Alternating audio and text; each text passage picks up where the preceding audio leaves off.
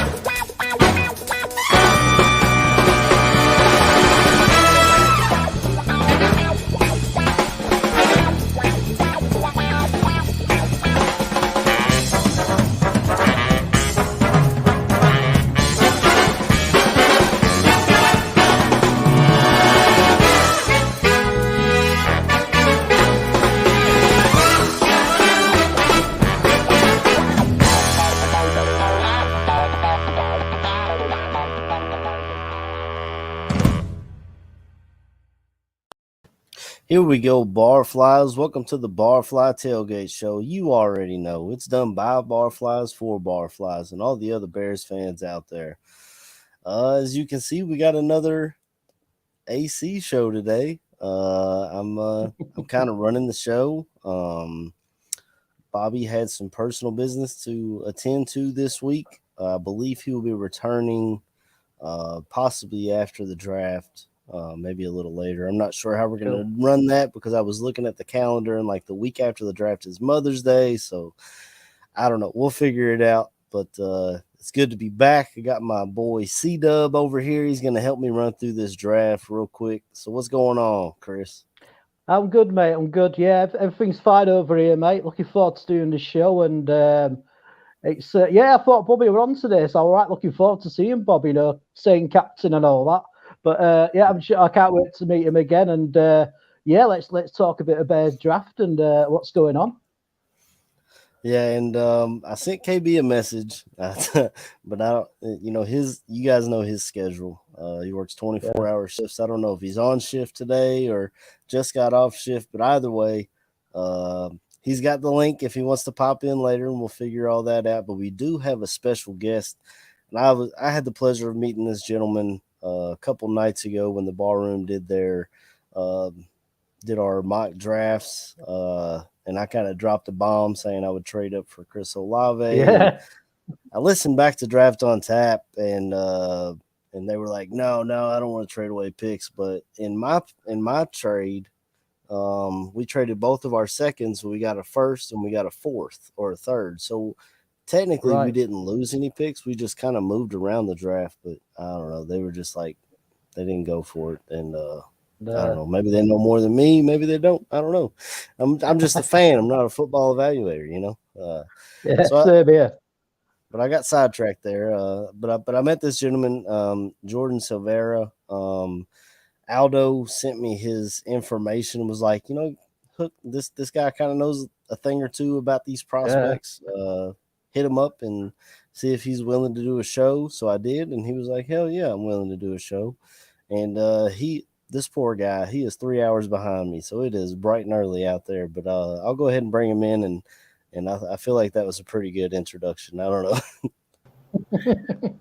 Good morning, fellas. Aaron, thanks for the intro. And it is indeed 7:06 in the morning here in California, but it doesn't matter what time of day. I'm always excited to talk Bears and talk draft prospects. And excited to get into it and talk about potential fits for the Bears going into the 2022 season. Thanks for having me. No problem. Before we cool, hop mate. right into the draft, I didn't know if you guys had been keeping up with what's going on with the Bears this week, or listened to anybody talk, or apparently there was a bad practice day, and I listened to Hogan Johns and CHGO. They reported it, and then I guess Twitter kind of exploded because they were reporting that they had a bad day, which was, I thought that was weird. Did you guys check that out or anything? Yeah, I saw that, AC, and I was just baffled by the people's response. It was like the second day the guys have been together with the new coaches. It's like Right. we're in April. It's ridiculous. And also, as well, is that's why we have practices, is to get rid of the mistakes where you play a game. So I can't understand why people are getting so dramatic that Justin Fields had one poor day.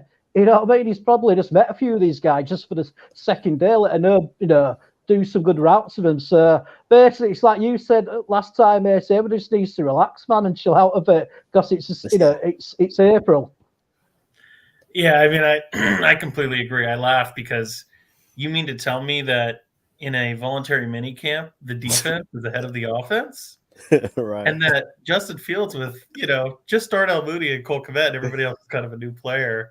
I guess Daz Newsome, if you want to call it that he doesn't quite have chemistry built up with those guys yet to deliver passes on time and timing's off. Or let's get a little deeper. And I mean, for the fans that don't know me, this is what you get when I come on a show, and Aaron's going to find out too.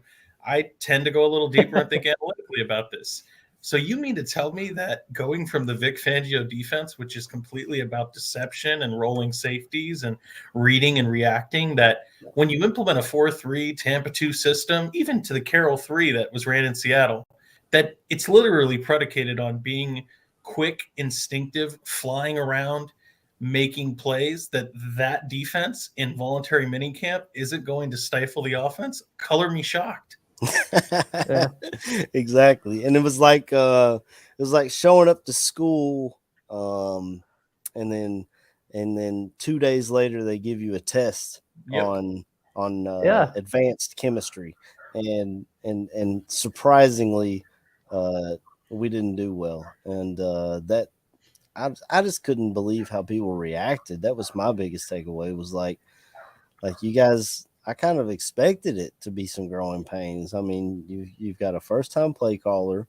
You've got, like you said, Justin Fields is out there throwing to a bunch of new guys other than Mooney. I mean, and the defense is, for the most part, back together. I mean, they're still learning a new defense as well. And I got to say, I think Eddie Jackson has a bounce-back year this year. I think if he buys into the hits philosophy, the hustle, intensity, all that type of stuff, and no loafs, he already loves to take the ball away. If he can get his hands on the ball a few times, I think he'd be back to the old. I know, Jordan, I heard you the other day, you weren't a big fan of Eddie Jackson, but I think he has a bounce-back year this year. I think you may be a little more optimistic than me, and color me cynical, but I like Eddie Jackson. I don't have anything totally negative to say. I mean, people often find me Eddie Jackson hater. It's just about the money situation. I think that when you give him a big contract, he hasn't performed up to it. And, when you're drafted as a 4th-round pick, the expectations are low. You get a few turnovers. Everybody's happy. As soon as you're, taking up 7-8% of the cap and you're not getting any turnovers forced, it's an issue. And so like I said, I hope he does well. I tend to agree. If you're buying in and you're not loafing, you will make plays, especially because you're out there. If you are loafing or not forcing takeaways, not giving 100%, you won't be playing. But I also, I remember that this time last year, there was a conversation of, well, man, like Sean Desai is the defensive coordinator now, and he's from the Fangio tree. And I think Eddie's going to have a bounce back year because it was just all Chuck Pagano's fault. Now that Sean Desai is here, Eddie's going to come back, and it never happened. It never materialized. So, as much as I like to think that he'd be there, I'm going to kind of hold off with caution until I see it. Yeah, I kind of remember that with Desai. So, I feel exactly the same as Jordan on Eddie Jackson. All the things you said about what they're bringing in, the new defense, are practically all the things that he were terrible at last year. And like, he's really, for me, yeah, I want him to do well, obviously, because that means the Bears do well. But the guy's he's got to tackle this year. He's just he's got to man up and tackle a bit, because last year, sometimes it was embarrassing to watch him. And he's a good player, and he's a great athlete, and he can probably read the offense really well. But end of the day, you're on defense to tackle someone at the end of the day. So I'm a bit more slightly to what Jordan's thinking, really. Well, I guess I'll be on the Eddie Jackson bandwagon by myself. Get the jersey stopped at on, the bus mate. stop, opened the door, and fucking nobody got on. So all right, I guess I'll support you on the Eddie Jackson situation. Like I said, I think he's a good player.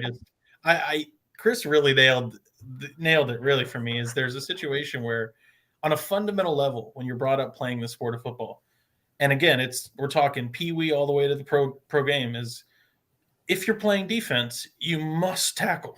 There is no negotiation. That's true. I played linebacker, so yeah, I agree with that. You got it. You have to be able to wrap up players, and even if you're Mr. Ballhawk and coverage ace, I can't afford to have you missing tackles and forgetting to not tap players down and things like that. Oh. Yeah, I'm not the. I guess I'm the only one, but okay. Sorry, yes. Do you guys put that down to the coaching of last year, or do you just think it's personally down to Eddie Jackson being a bit lazy? I think part of it's the coach, because, like Phil used to say when he was on here, the team is a direct reflection of your coach, and clearly. Right. Matt Nagy was allowing these players to get away with whatever they were going to be you. Even if being you is punching a defensive back in the face twice in the same season and getting and all that crap, and not having repercussions for your actions. And Eberflus is like, you're going to play hard, or you're not going to play. And that's everything that we've heard from people in Indianapolis, from players in Indianapolis. So I can only expect that that's going to carry over here if we see Eddie Jackson loafing, or Robert Quinn taking plays off, or it's a good thing Goldman's not here. I feel like Goldman took plays off a lot. His ass, he would have been gone. And maybe that's part of the reason why he's gone, because they looked at the tape and was like, 1 out of 3 snaps, you get the guy you want to see all the time. And it sucks, because I liked Goldman, but I feel like that's part of the reason why he's no longer with us. Yeah, I tend to agree. I think that you're spot on there, AC, in the reality that, there's a little bit of everything. I'm sure some of it's absolutely Eddie. There's no level of coaching, because again, that's fundamental, that when somebody's down on the ground, of Van Jefferson, you just touch him down and you end the play. That's certainly on him, the player, but you're absolutely right as well. It comes down to the organization, the team culture, the responsibility and accountability that's provided and expected of the players. And when you have Matt Nagy choosing weekly captains, telling everybody to be you, and I think they're doing club dubs after like 3-point wins, and they haven't had a win in 6 weeks. And this is their first win. It's, it permeates throughout the building. And with guys like, Cohen and Goldman, Trevathan, and things like that, unfortunately, it's the sad reality that when you have Ryan Poles coming in, he looks at it and says, I have to completely clear the deck and the cancer that was built with Ryan Pace. I know that sounds harsh, but it's the reality that you, Ryan Pace, have built this team in your image. Mm-hmm. And you've, whether intentionally or not, have kind of just covered it with shit. It's cancerous. There's holes at every position. We don't have cap. You've traded away draft picks because Tevin was your guy. And I'm a huge Tevin Jenkins fan. But at the end of the day, Sam Cosmi went exactly where you started. Yeah. And you couldn't have waited for Sam Cosmi. And this is just a thing that continuously happens. Leonard Floyd's an awesome player. Right. But you had to move up and go get him. And so through all these different irresponsible moves to get his guy and then when he misses on Leonard Floyd, he's trading a boatload for Khalil Mack. Right. And when he misses on Leonard Floyd, I got to go sign. And this is what we hear Ryan Poles talk about. Free agency, you're always overpaying. Well, great. I'm going to go sign Robert Quinn to a mega deal because he had his one on year for every on and off year he has. So it's just a situation where he had to tear it down to the studs because from the ground level, it's had a faulty foundation. Yeah, I agree. Ryan Pace. I agree. I liked Ryan Pace being able to find players in that 4th, 5th round, like Amos and Jackson, as we spoke of, Tariq Cohen for the 1 year. But yeah, like you said, he missed in the first round. He'd trade up to get to his guy. And when he missed, he had to overpay in free agency. I mean, we saw it with Shaheen. We drafted Adam Shaheen in the 2nd round. George Kittle went in the 5th in that round in that year. And we had Adam fucking Shaheen from Ashland. When they showed his plays on the draft, first of all, when they said Adam Shaheen, I said, who? And you guys, you've seen me on the draft shows. I take pride in knowing some of these guys. There was one name I hadn't heard on the draft show the other night, and that was like a 5th round tackle from, I don't know, Walzinski or something like that. I don't remember. Let's go. Yeah. So I just wanted to pop this up real quick because I watched the Cubs yesterday. It was awesome. Eberflus threw out the first pitch, and then we beat them in a football score, 21-0. It was pretty insane. Yeah, it's like I told you. I mean, I'm not I guess ratio me here. I'm not the biggest baseball fan, but I don't watch consistently, but I've never seen a 21-0 game. Yeah. And then to talk about it at a professional level, I don't know if the Pirates are just bad. Maybe they're having an off day, but the Pirates beat us a couple of times. We just they just went out and killed it yesterday. I don't know what it was. It was like I was telling you guys before I got on here. It was like watching batting practice. We were just getting contact on like every pitch. It seemed like it's the power of Flus. Throws the circle pitch. He brought his hits principle to the Cubbies. Yeah, they were getting hits. Okay. So I guess we should get into this because I don't know how long it's going to take to go 7 rounds. But I'm going to go ahead and hit share my screen on here. And like I told you guys before, I won't be able to see. So just let me know if I'm picking my nose or if I sneeze or anything. But I'm going to hop in here. And we'll go ahead and get this mock draft started, this Bears mock draft. Excellent. Just know I'm going to be trying to convince you every step of the way. No trading up for Olave. Well, I don't plan on doing any trade ups. As you guys can see, I have done 100 mock drafts. Now, not all of these are Bears mock drafts. I have some that are, see this MD, it's for Mental Dimes, which is a website I've started writing for. So I started doing mock drafts for them. And this one, even though I spelled it wrong, it's a Steelers trade up for Pickett. So, I've done a couple of mock drafts and whatever. So we're going to go right in here. This is, by the way, the draftnetwork.com, their mock draft simulator. And we're going to go ahead and select the Bears. We're going to do all 7 rounds. Even though we don't have a 7th round pick, who knows what might happen. Maybe somebody will offer us a decent trade. And I'm going to go fast so we can just get through the first round really, really, really fast. And I use TDN's predictive board because they're pretty good with their rankings, I feel like. Actually, I prefer this one over the PFFs. I know some people did their mock drafts with PFF. I just prefer the way the Draft Network looks, and I agree with a lot of the things they say about a lot of the prospects that I know about anyway. So we'll go ahead and hit start draft and let her rip. So here's the first round. I just got to hit start up here. Oh, look at there, Don Bird. You guys get Thibodeau.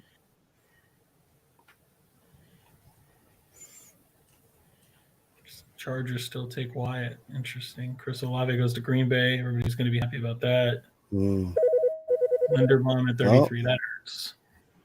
So we've got a trade offer here to trade up to 35. I don't think so. What do you guys think? I don't think so. Yeah. I don't want to trade 2 picks to move up 4 spots. When I look at this, like there's not enough players on the board that would make me jump. If Olave took a fall, if Zion Johnson, Kenyon Green, maybe a Tyler Linderbaum, but we've seen Olave go to the Packers. We just saw Linderbaum go pick 33 to the Jaguars. There's not enough of a reason for me to jump up 4 spots and give up one of our few precious picks at the 5th round. So, Man, you're reading very fast. I know you were catching them. I couldn't catch them. I was going so fast. Maybe I should have went with normal speed so my slow ass could read it. but if you want to like stop before we make our pick and review who's going on the board, we can kind of look at that and analyze that. Yeah, that's my plan. And this is why. Oh my god! Hey, give us your whole draft haul. Right, give us the whole draft for 2 of our picks. I don't think so, bud. Yeah. Oh my god! I'm sorry, guys. So this is a trade down offer from the Kansas City Chiefs. They call their boy Ryan Poles, and we move down to 50th and get a 4th rounder next year. Oh, sorry. I didn't. Not for me. Now, I've done this trade before, but we got the 50th, and then I think we got like a 4th this year and a 7th next year. So, or in a 7th this year. So I was able to get 3 picks for the 1, but I don't like the way that one looks. No, I don't. So here from Washington, we've got the 47th pick. We have a 6th round and a 7th round. I'm trying to see what they want in return. It won't let me scroll down. What in the world? Scroll down. Oh my god. I imagine just for the 39th, but I wouldn't want to jump and accept it if we didn't know. Right. That's what I'm trying to see. I don't want to accept it, and then they end up taking a 5th or something too. Okay, so they want 39, and they're giving us 47, 189, and 230. Do you guys think this is a good deal? We would have back-to-back picks after that, but we're dropping down 10. And what I can do is I'll back out of this and see who's available, and then and then we'll try to send them an offer with the same picks and see if they'll accept it. See, I gotta say, I actually like this trade. Now, obviously, I'd like to see who's available.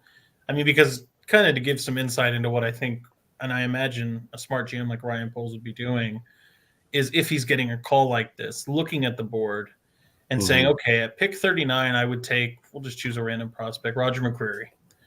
Now, if I give up pick 39 and move back to 47, can I count 9 players that I'd be comfortable with taking right now at 39? And if I can't, then it's not worth trading back.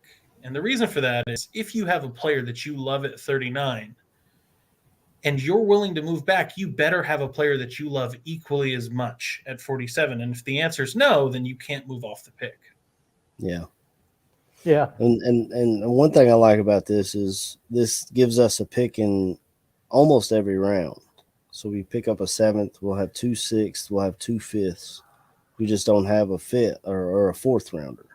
Well, I love that part of it, that we're picking up some late round picks, because that's where you're going to find a lot of your role players and special teams players. And I know a lot of people don't think of it this way, but in those 6th and 7th rounds, it's not that you're necessarily hoping to find gems. Those are awesome when you find, Travis Gibson, Darnell Mooney, Khalil Herbert. Those are great. But really, those 6th and 7th rounders to me represent opportunities to claim the rights to players so that you're not bartering for them as priority free agents. So it gives you a few extra swings there to fill out the bottom of your roster. Do you guys want to look at the see what prospects we have available, or? Yeah, please. Okay. So at the top we got Perry and Winfrey, 3 technique. I'm not a fan personally of Winfrey. I know he had a big was it the Senior Bowl? He had a big game that day, and it seemed like he jumped up draft boards from that one game. Ding, ding, ding. That's my issue. I know a lot of people love Perry and Winfrey, and I don't mean to make this a super deep analysis, but I'm not a fan of him as a player, and I think he's fine. It's these guys are all people too, so I'm not here to just slaughter his game. But when you go back and watch the film, and sure, there are some schematic issues with Oklahoma's defense, stimming the line, things of that sort. But I do have an issue when he has very up and down tape, and he has a great all-star week, which kudos to him. At least he knows when to shine so that he would rise up draft boards. But as much as a Senior Bowl and testing and measurables are important, I'm a person that just believes the film should be the meat and real dictator of your evaluation. And those superstar games, all-star games, metrics, measurables, underwear Olympics should fill in the rest. And the reality is, if you're telling me he has up and down tape, and then he Right. shines for the Senior Bowl, I can't get on board with that. Tommy Harris is a fan of his, but he was kind of biased. He went to Oklahoma, so Yeah. I happen to know a guy that really likes Darian Kennard because of a connection too. right, got it. So Jaquan Brisker is another name I'm seeing on here that we can maybe pair with Eddie Jackson, or is he more of like the Eddie Jackson type that would replace him in the future? No. What's funny about Brisker, and I love Brisker. Now safety is a big need. You're not going to find a person that values the safety position more than me. I still don't think that it's a premium need here, especially when you consider they brought back DHC. They signed Dane Cruikshank. But Brisker to me is an awesome player. And I had a mock where I took him in the 50s. And if he was there at the 50s with a trade back, it would make a ton of sense. Brisker's a guy that'll knock your head off. He's been playing hurt this last year at Penn State, but when healthy, makes a ton of plays, very instinctive, flies downhill, and lays the wood. He's my safety 3 in this class, only behind Lewis Seen and Kyle Hamilton. We got Sky Moore. I know, Jordan, you and I have spoke about him the other day. He reminds me a lot of Darnell Mooney. So to me, I feel like I would wait because you don't want to have the exact same, or at least I don't want to have the exact same wide receiver added to as a depth piece. That's my stance there. Is I love Sky Moore as a player. Having multiple Darnell Mooneys or smaller figures, burners, good route runners is not a problem. It's a good problem to have, but I really think you should be building that room with different archetypes. And Sky Moore to me represents more of what Darnell Mooney is than say like a perimeter receiver that can win jump balls at the outside. Okay. Yeah, I mean, I agree, Jordan. Sorry, I would say I think with the coordinator as well coming up from Green Bay, they used a lot of sort of 6 foot plus receivers. So I can imagine he'll be trying and get that same sort of body build in the wide receivers that we bring in. Right. Yeah, I think so too. I see Tyler Smith on here. He can kind of they got him listed as an interior offensive lineman, but I feel like he can play tackle as well. That's kind of a tempting pick for me because I mean he's got some warts, but I feel like with a good coach he could be a damn good offensive tackle. I don't know about left tackle, but do you like him, Jordan and Chris, or? Well, Chris, go ahead, and I mean I'll kind of fill in on the back end there. No, Jordan, you go ahead because I don't really know much about the guy. So your knowledge is about 100 times better than mine. So you go ahead, mate, and give us the details. Absolutely. I think the situation there is Tyler Smith would be one of the guys at 39 I would find hard to pass up. Mm-hmm. Again, it's not so much about what he is today, more about what he can be under the right coaching. He's a guy that is all potential physical upside, 6'6", moves really well, tracks at the second level pretty well. Just a nasty demeanor that you would love to see in an offensive lineman. And I think that Ryan Poles would love that, considering what he's building. At that point said, though, his pass protection, and it sounds harsh, but it's the only way to put it. You almost need to rebuild his pass sets from the ground up. Oh, God. He's a player that I'm not kidding. I implore anybody to go watch the film. When he is pass blocking, he starts with his hands in a holstered position, like he's ready to pull guns in an old Western. So there's a scenario there where he has his hands low. He shoots them together. I'd like to see more individual hand use. Has an immense amount of holding penalties in college, not refined in that part of the game. And I think that's why a lot of people are moving him into a guard spot. I actually think in the Bears scenario, he'd be an awesome tackle. But when you talk about the edge rushers in the league, putting him out at tackle to start would be a disservice. Now, the beautiful thing with the Chicago Bears is they have a hole at right guard that he could fill. And then depending on what you do with Borum or if you bring in like a Dwayne Brown, but potentially if he gets coached up the right way, he becomes your tackle of the future and you move him out and draft or sign a new right guard. But again, I see Skokes in here saying he'd feel more comfortable with Ryman at left tackle than Tyler Smith. And that's just the sad reality is you're betting on the ceiling, but right now where he's at fundamentally, it's rough. And that is why, as much as I could see him at 39 and I could understand the pick, it's a real projection. Yeah. And Ryman went over here to the Giants anyway at 36. So yeah. Do you guys think if I offered the Falcons our second for like their 43rd pick and maybe a 4th rounder? That's my favorite destination to trade to.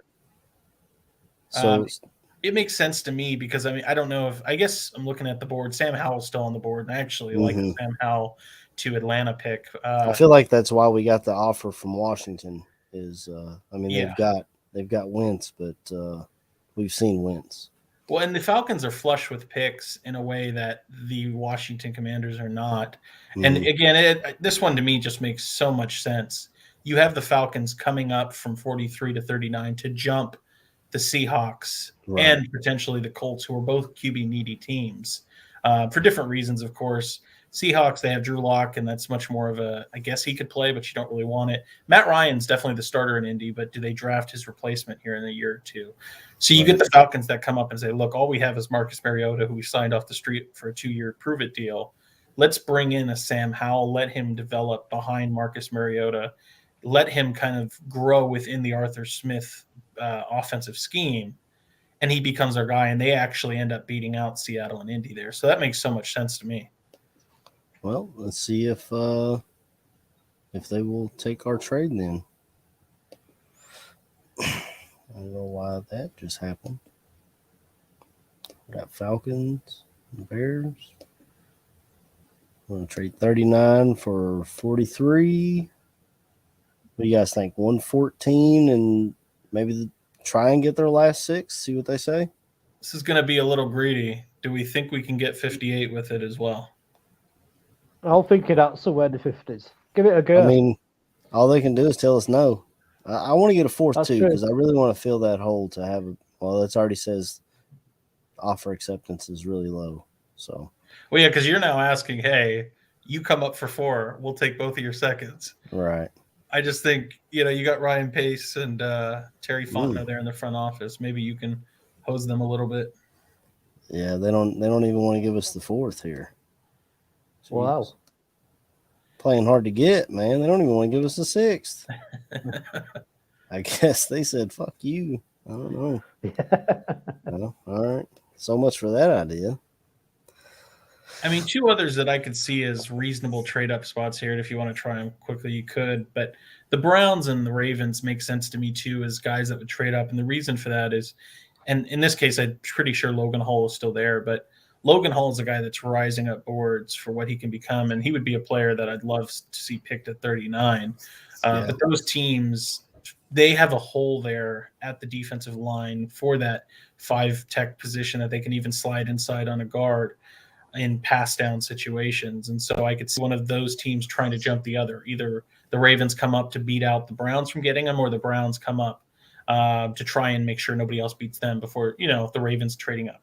Right. I think another thing to keep in mind with the Browns is they kind of lost their whole receiving core. So they may try and jump the Colts here to get Sky Moore or a wide receiver of that caliber who, the Colts, they really have Michael Pittman Jr. and that's it at wide receiver. So we'll see if I can offer that. And we'll see if they deny me as well.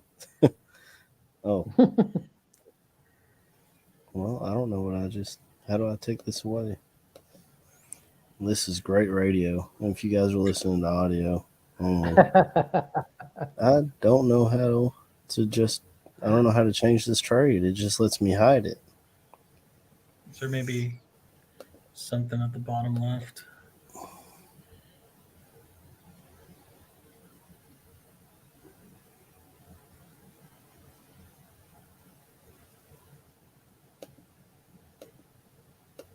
I don't know what they're going to do. Okay, I'm just going to do this, and then I'll let them decline it. And Well, they won't let me do that either. Oh, there we go. I'm an idiot. So take the Falcons off, and we got to go to AFC and hit the Browns here. 39 for 44. You guys think 99? I think 99 is the sweet spot there. Oh, Yep. They're saying no already, straight off the bat. Wow. Yeah, see what you're doing, mate. Nobody wants my pick, man. Well, that's. I mean, What I are you hate doing? to. I hate to burst the bubble of Bears fans watching, but this is a real concern coming up later this week with Ryan Poles that everybody says let's just trade down. The Right. problem is it takes two to tango, and it's not a Yep. kept well-kept secret. Everybody, every GM, if you and I know as fans trust that the football GMs understand that the draft is not the talent in this draft is not elite. Yeah. And so it's best to hold your pick. If you can trade back, go for it. So to expect a team to say, I'm coming up for your pick, they're like, why? I can just get a guy of equal value at where I'm at. Mm. So, I mean, of course, I think that you're going to find some hesitancy there to see teams jumping all over the board, considering the talent in this draft. Well, I went ahead and I was listening to what you were saying earlier about the Ravens, so I went ahead and clicked into them. And when I click a second and a sixth, there's a possible offer acceptance there. Should I send that offer and see what they say, or just? Well, so here's the thing that comes to my mind. I know it sounds crazy because, yes, it's 2 picks later, but if we're only picking up a sixth, I feel like I'd rather take Washington's pick or trade where they were giving us back-to-back picks, 47, and then you pick at 48, and you pick up an extra sixth and seventh. That's true. So That sounds good. Let's see if that offer's still on the table. It's for 47. 47th. Was it 189? Yep. And then Oh, wow. That's definitely got it. Let's see if we can get four. Oh, we can get a fourth. Fourth and a seventh? Yeah, according to this, it works. We don't have a seventh, so you're filling in the empty holes of the draft. Right. Yep. I know that may not sound likely to some people, but if you've looked at what Ryan Poles has showed so far, I think that to me seems like the most likely and honest scenario for a trade. When you look at the Khalil Mack deal, I don't believe it was coincidence to see that 2023 sixth-round pick added. He could have asked for a sixth-round pick this year. That was absolutely a, hey, I came to this building and Ryan Pace traded away my 2023 sixth-round pick for Jakeem Grant. Next year, I don't want to be screwed. I want my picks. So I need a full draft class without any holes. And I think that's him going, hey, I don't want to play this game. I want my fourth and my seventh that Ryan Pace shipped off. And this provides that. That sounds good to me. You guys want to make the offer? Let's do it. Yeah, do it, mate.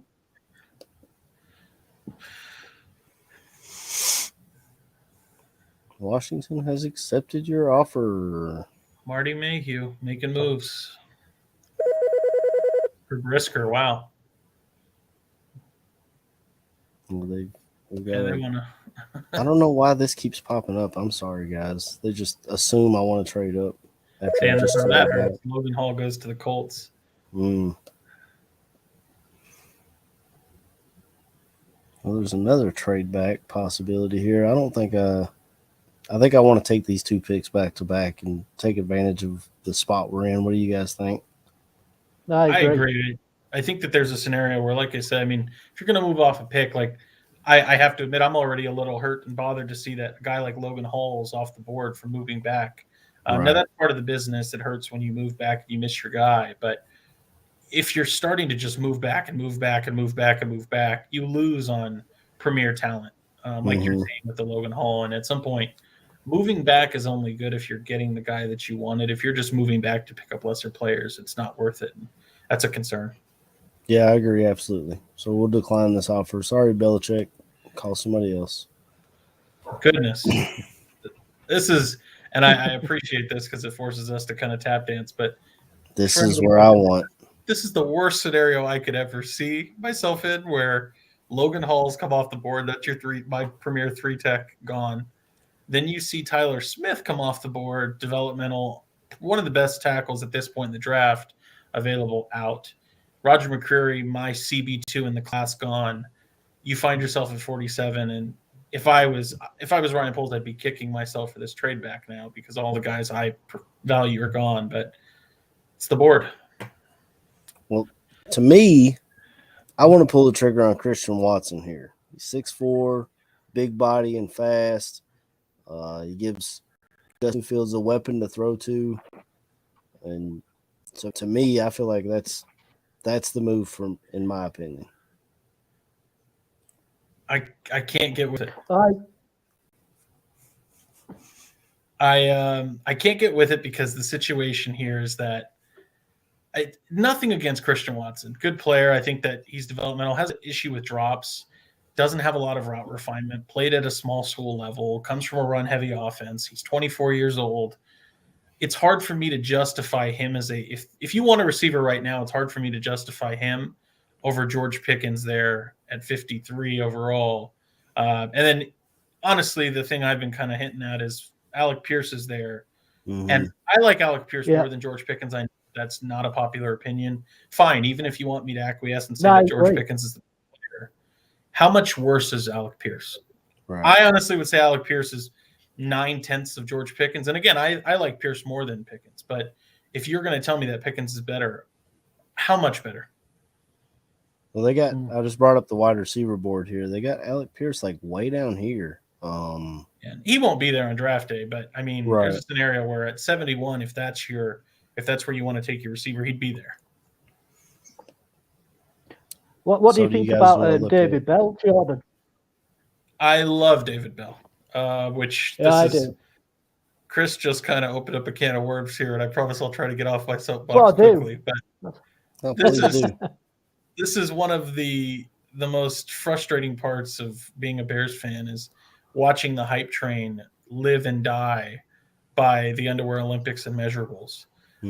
So I know everybody would be up in arms that David Bell is the 47th pick, but there's a scenario here that I look at it and say, yeah, he runs a 4.6, and well, so did Cooper Kupp, and so did Allen Robinson, and so did Devontae Adams, and those guys seem pretty successful. And wait, you're telling me the guy that went to Purdue and played in the Big Ten and had a touchdown every single game, was averaging a touchdown, averaging over 100 yards every time he stepped on the field as a starter, insanely productive, incredibly savvy route runner, finds a way to win with the ball in the air.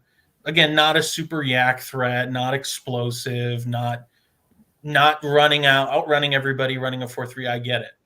But I would be hard pressed to find a guy when it's 3rd and 6, 4th and 3, and you need a guy to come up with a catch. Who's the better option in this draft? I just don't see it. No, I agree. I like Bell as well, and he gets open with his route running, which is kind of a lost art in the league, it feels like, other than Cooper Kupp, which could have been the MVP last year, So it's an interesting thing. I wish he would have. I understand why he didn't, but I wish he would have played in that bowl game against Tennessee because I would have liked to have seen him against SEC defensive backs. But I just don't know. I like Pickens better. I think Jordan, you said you weren't a huge Pickens fan the other day.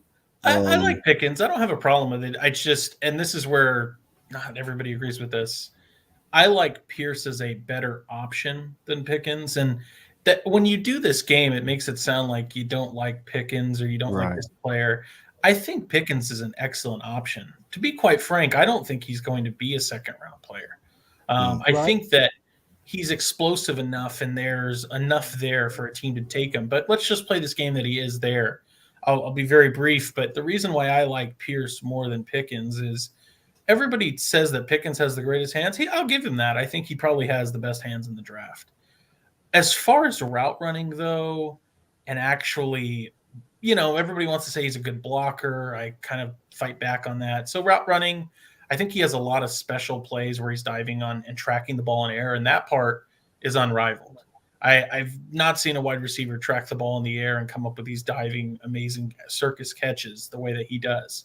But as far as actually route running savvy, you don't see him running digs and zig routes and flag routes and, corners and post corners. You don't. You tend to see single cut routes that he can just get vertical on, which is fine. And this is not me telling you that Alec Pierce is some route running phenomenon either.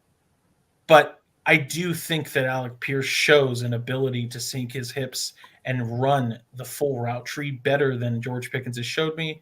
Then you get down to the issue of health. Alec Pierce is healthier. And then you look at the blocking, which I love. Everybody wants to show George Pickens blowing up DBs. And it's a beautiful highlight. It's pretty watching him flat back DBs.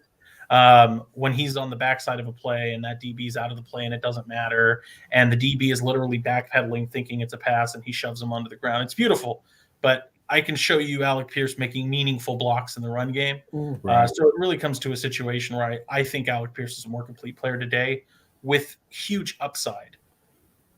And Pierce played linebacker too before he went to wide receiver, so he's still young at the position, and he gives you special teams ability. I do have a question though, because they have all these wide receivers listed higher than him. Should I call back the Patriots and take that trade, and then at 48 we can look at offensive line, and then maybe grab Alec Pierce at 54, or stay put and take back-to-back picks? I think. This may not be a popular opinion. I think you come away with at least one player here, at least. Whether it's 47 or 48 doesn't matter. But I think that the way I look at this board is, unfortunately, when positions of need with real prospects like a Logan Hall, a Tyler Smith, or Roger McCreary have gone, it leaves you in a position where if you look at the big board, who's really available here? I mean, the one, I'll give a little insight. If I'm taking one player at the top right now, whether it's 47 or 48, it's Travis Jones. Yeah, I was going to bring him up. That is the only player that I would take here. So I look at this board and I say, okay, well, Christian Watson, well, I find Pickens to be better. Oh, I missed out on Watson and Pickens. Well, Pierce will be there at 71. Don't need a running back. Jalen Petrie, you can get Brian Cook or Verone McKinley later. Not a big deal there. Christian Harris is fine, but we've signed a few linebackers. I'd also prefer Troy Anderson later. So the only guy that's on the board that makes sense to me is Travis Jones. We have 2 picks right here. Let's move back off of one of them and take Travis Jones. So you want me to trade the 47th, or do you want me to try and trade 48? Either one, you can get a good deal for. It makes no difference whether we, I guess, sure, it makes a difference if you let the wrong team come up to 47 and grab Travis Jones. So ideally, let's take Travis Jones at 47. We'll secure our guy. Okay. And if anybody has any questions in chat or anything like that, I can go into why I like Travis Jones. But I completely agree with it. He's a 3 technique that you can plug right in. They obviously identified Ogunjobi as who they wanted as their 3 technique and tried to pay him a lot. So that's obviously an important position to this staff and to this regime. So it kind of makes some sense that he's our top pick, even though the Draft Network has interior defensive line rated pretty low on our team needs here. Yeah, I'll go for 20 seconds, just kind of breaking down Travis Jones here. This is a position where you can find later talent like a Thomas Booker, Haskell Garrett, John Ridgeway, but Travis Jones is a real difference maker, and he played traditionally the nose tackle or 1 technique at Connecticut. But the scenario here is that I look at the board, and if you're asking me about preferred 3 techs, Logan Hall is that guy. I've stand for him for a while. He went to the Colts, so he's off the board. You're now looking at who's my next 3 tech, and I've kind of talked about how I'm not a Winfrey fan, not a Leal fan. So the next guy there is Travis Jones, and I know that there's concerns about, well, he's a nose tackle. I think that if we've seen anything with the Bears regime right now is that you call up Travis Jones, you say, hey, get those track shoes on. Let's shed a few pounds. We'll get you to the optimal weight. And then you look at the explosive player that he is. And then you go back, watch the film. You also add it up with the metrics that you saw at the combine, his testing, and see that he's an explosive athlete that if you ask him to shed the pounds, he can become a real meaningful 3 tech for you. And I understand there's concerns about, well, I want my 3 tech at 290 or 300 and he's 320. I don't think that there's some weight restriction limit for a 3 tech. Sure, if you're 350, probably not going to be that guy. But if you're explosive and you're 320 instead of 310, I don't think there's an issue there. Sounds fantastic. I'm so glad I got you on here, dude, because I know it's you say, I'm not brief or anything like that, but I love the way you're able to break down these prospects because I know a little bit about most of them, but the way you're breaking them down, man, it's just awesome. I sure appreciate Yeah. it. Thank you. I can say I completely agree as well with C. Jordan because college ball's not. I don't really watch that much college ball, so obviously I know how the draft works and all that, but actually knowing the players and actually knowing their strengths, man, you're blowing my mind. I'm learning stuff since we started and since I watched you on the mock draft show as well, man. Yeah, your knowledge is completely impressive. It's amazing. Thank you so much. You're far too kind, but yeah, I mean that's the Travis Jones pick for anybody wondering. I see a couple people saying we're not taking a defensive player. Give me 10 seconds on that before we move on. Okay. I can't. I fail to understand where people say we couldn't take defense at the top of the draft. You literally saw Ryan Poles come out in free agency after telling everybody, "I will not be overpaying. I'm a wave 2 or 3 shopper. I'm not going to blow big. I don't want to overpay." And hours into the free agency window opening, he's signing a 3-tech to a mega deal. And then tells people after it doesn't work that he's crushed and upset. And it's just, it doesn't sit right with him. And they're hoping they could maybe bring Ogunjobi back later. If you don't think that the 3 technique is at the top of their importance list, I don't know what you're watching. They made the declaration at the opening of free agency. As soon as Ogunjobi didn't work, they immediately signed Justin Jones. Now, anybody thinking that Justin Jones is an equal player is not. He's got a checkered injury history as well. So I don't think it's out of the realm of possibility to think that 3-tech is at the top of the list of what they're looking for because it really is the motor and the engine of this defense. It's what allows the front to generate the disruption needed for those turnovers to happen. I agree. So with this pick, are we going to look to try and trade? Are we going to call the Patriots back, or do you think there's another team that may make some sense here? Or and if they turn us down, we can always just go ahead and draft somebody, one of these wide receivers, or let me see what we got at corner. I know some people are on here that are saying, we're not going to pick defense, blah, blah, blah. So Alontae Taylor's the top corner they've got. I feel like we can get him in the 3rd round or even Kobe Bryant later in the 5th, which is a guy that I like. So, I mean, the only other guy that I think would maybe make sense is like a Jalen Petrie, which admittedly I see a role for him, but it feels still very rich for what you're asking him. I mean, he is a very modern big nickel player that can be your dime backer, play in the slot, obviously play back in the deep half as a safety as well. But it's not – I personally see his value to more of the traditional too high, middle of the field open schemes that you're seeing in places. And I understand we're running a cover 2, but you're talking about the Monty Kiffin, Tony Dungy, Lovie Smith scheme, not the too high that you're seeing Brandon Staley, Vic Fangio, Ajiro Evero running. And Jalen Petrie comes from Baylor with Dave Aranda, where Dave Aranda is one of the guys I admire most for his defensive scheme, but he is running much more of that deception-based defense where you're rolling the safeties and asking your safeties to play down in the box, cover slot receivers, fill the run because you're -1 in the box from playing too high. So there's a scenario there where I think he just fits other teams better. Okay. I think I'm going to call the Patriots and see if they want to make us a deal for this pick. And maybe we can grab a wide receiver there, or there's some good interior offensive linemen that I feel like will be there. Sure. Obviously, Darian Kennard, who I like a lot. There's some corners, so I think we could trade back and we'll still get a pretty good player. We don't need linebacker. We don't need running back, and wide receiver is still pretty deep. In our opinion, I think we're all fans of Alec Pierce.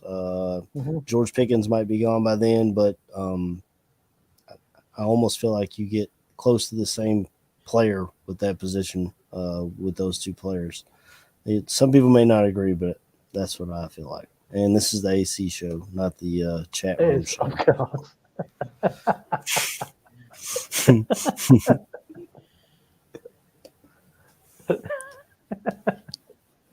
I see Adeptus here with a good comment that guard's one of the easier positions to fill, starting corner's not. Yeah, the issue there, Adeptus, is like Alontae Taylor's the best guy on the board at the moment. Kobe Bryant to me is the first corner in my tier 2 of guys. But even then, I could admit that he has his warts like a lot of players at this point. So I wouldn't, as much as I totally agree, corner's a value position. Roger McCreary is that guy in round 2 to me, and because he's not there, I can't co-sign over drafting a guy like Alontae Taylor or even Martin Emerson. It just doesn't work. Right. Jordan, do you think they should be trying to draft a starting cornerback straight away? We want somebody we can plug in and play straight away, or would you mind getting some a bit more development? Or well, it's funny because I think you can go both ways, and Right. of course I'm sitting on the fence, but I promise I'll elaborate so it doesn't feel that way. I think that one of the players that I wouldn't move off the pick for if you were destined to take a guy at 39 would be a Logan Hall, who's a 3-tech, or Roger McCreary. Roger McCreary to me is the right corner. He's my second corner on the board over Stingley, over McDuffie. And I can go deeper on that. But the reality is he is a corner that I would take in the second round. And Greg Gabriel, resident scout on Barroom, doesn't like him, says his arms are too short, says he can only play inside. With the league now where you're basically running nickel as a base because of all the 11 personnel usage, if you're telling me you're drafting a starting nickel at 39, there's not a value issue there if that guy's a starter and he's on the field most of the time. And so that's an area where a lot of people think Thomas Graham can play the nickel. I don't have any issue with Thomas Graham. I live in Southern California, watched him play locally. I think he can play the nickel. I just don't think that that's where he's best maximized. When you're playing the nickel, you are asked to be scrappy, competitive, fill the run, cover the entire route tree, deal with shifty slots, deal with power guys, open up your hips, have hip flexibility, lateral agility, attack at the catch point. It's a lot of duties to play inside, as opposed to where I would really prefer him is out on the perimeter, right? A heady, instinctive player, have him play off coverage, read and react, and drive and jump passes. And what that opens up is a guy like Roger McCreary that Roger, I think, can absolutely play on the perimeter. But if he becomes your starting nickel, which we've heard Flu say is one of the core tenets of that system, like a Kenny Moore, if you have Roger McCreary as your nickel, I'm fine with it. But on the other side, I totally understand if you want to bring a developmental guy in later in the draft, that works. I just think there's a real concern about the reality of the NFL today is that you don't face one or two good players. Every team has 3, 4 guys that are legitimately good. So to sit there and roll out Vildor and Graham and Johnson and Shelley, and I know you have Tavon Young, we'll see if he stays healthy. But, it's a scenario there where it's hard to say, I feel like my cornerback core can compete against a 3 or 4 wide receiver deep team. No, I agree. That was very in-depth. Sorry, I apologize. Tell me to just shut up. Or I mean, it's good information if the Bears are able to, actually draft him in the draft. But I'm like, I mean, he's already gone in our draft, So, and I get that you like him. It's all good, brother. So, what I've got up here is the Patriots giving us a second and a fourth for our second. If I throw in a 6th, the likeliness goes down quite a bit. But there is, if we could throw in another pick. I was going to say, if we just give them the second and ask for the 6th, they tell us no, then we just back off the 6th and take the 4th, right? Yeah. So we'll send them this and see what they say. Sorry, the Patriots denied your trade. All right, so we take away the 6th and we'll take the 4th. There's a lot of talent in the 4th. I agree. Great. And that's where I think, if I had it my way, I think that's where we'll take that interior offensive lineman. Right. Oh, that thing just jumped. I guess we were sitting there too long. So we got offers from the Bills. I don't know why I keep doing that. I think I'm going to sit still on this one. Yeah. I mean, if we change our mind, we know that we've got Chiefs and we've got Bills. So we still got Christian Watson here. Still got George Pickens here. Got Sean Ryan here. We can plug in at right guard. or Sawyer. Sawyer from Georgia. I mean, we moved back and we've still got a good haul here, in my opinion. The fact that Pickens is on the board still is blasphemous, but I would feel like maybe we need to stop this slide.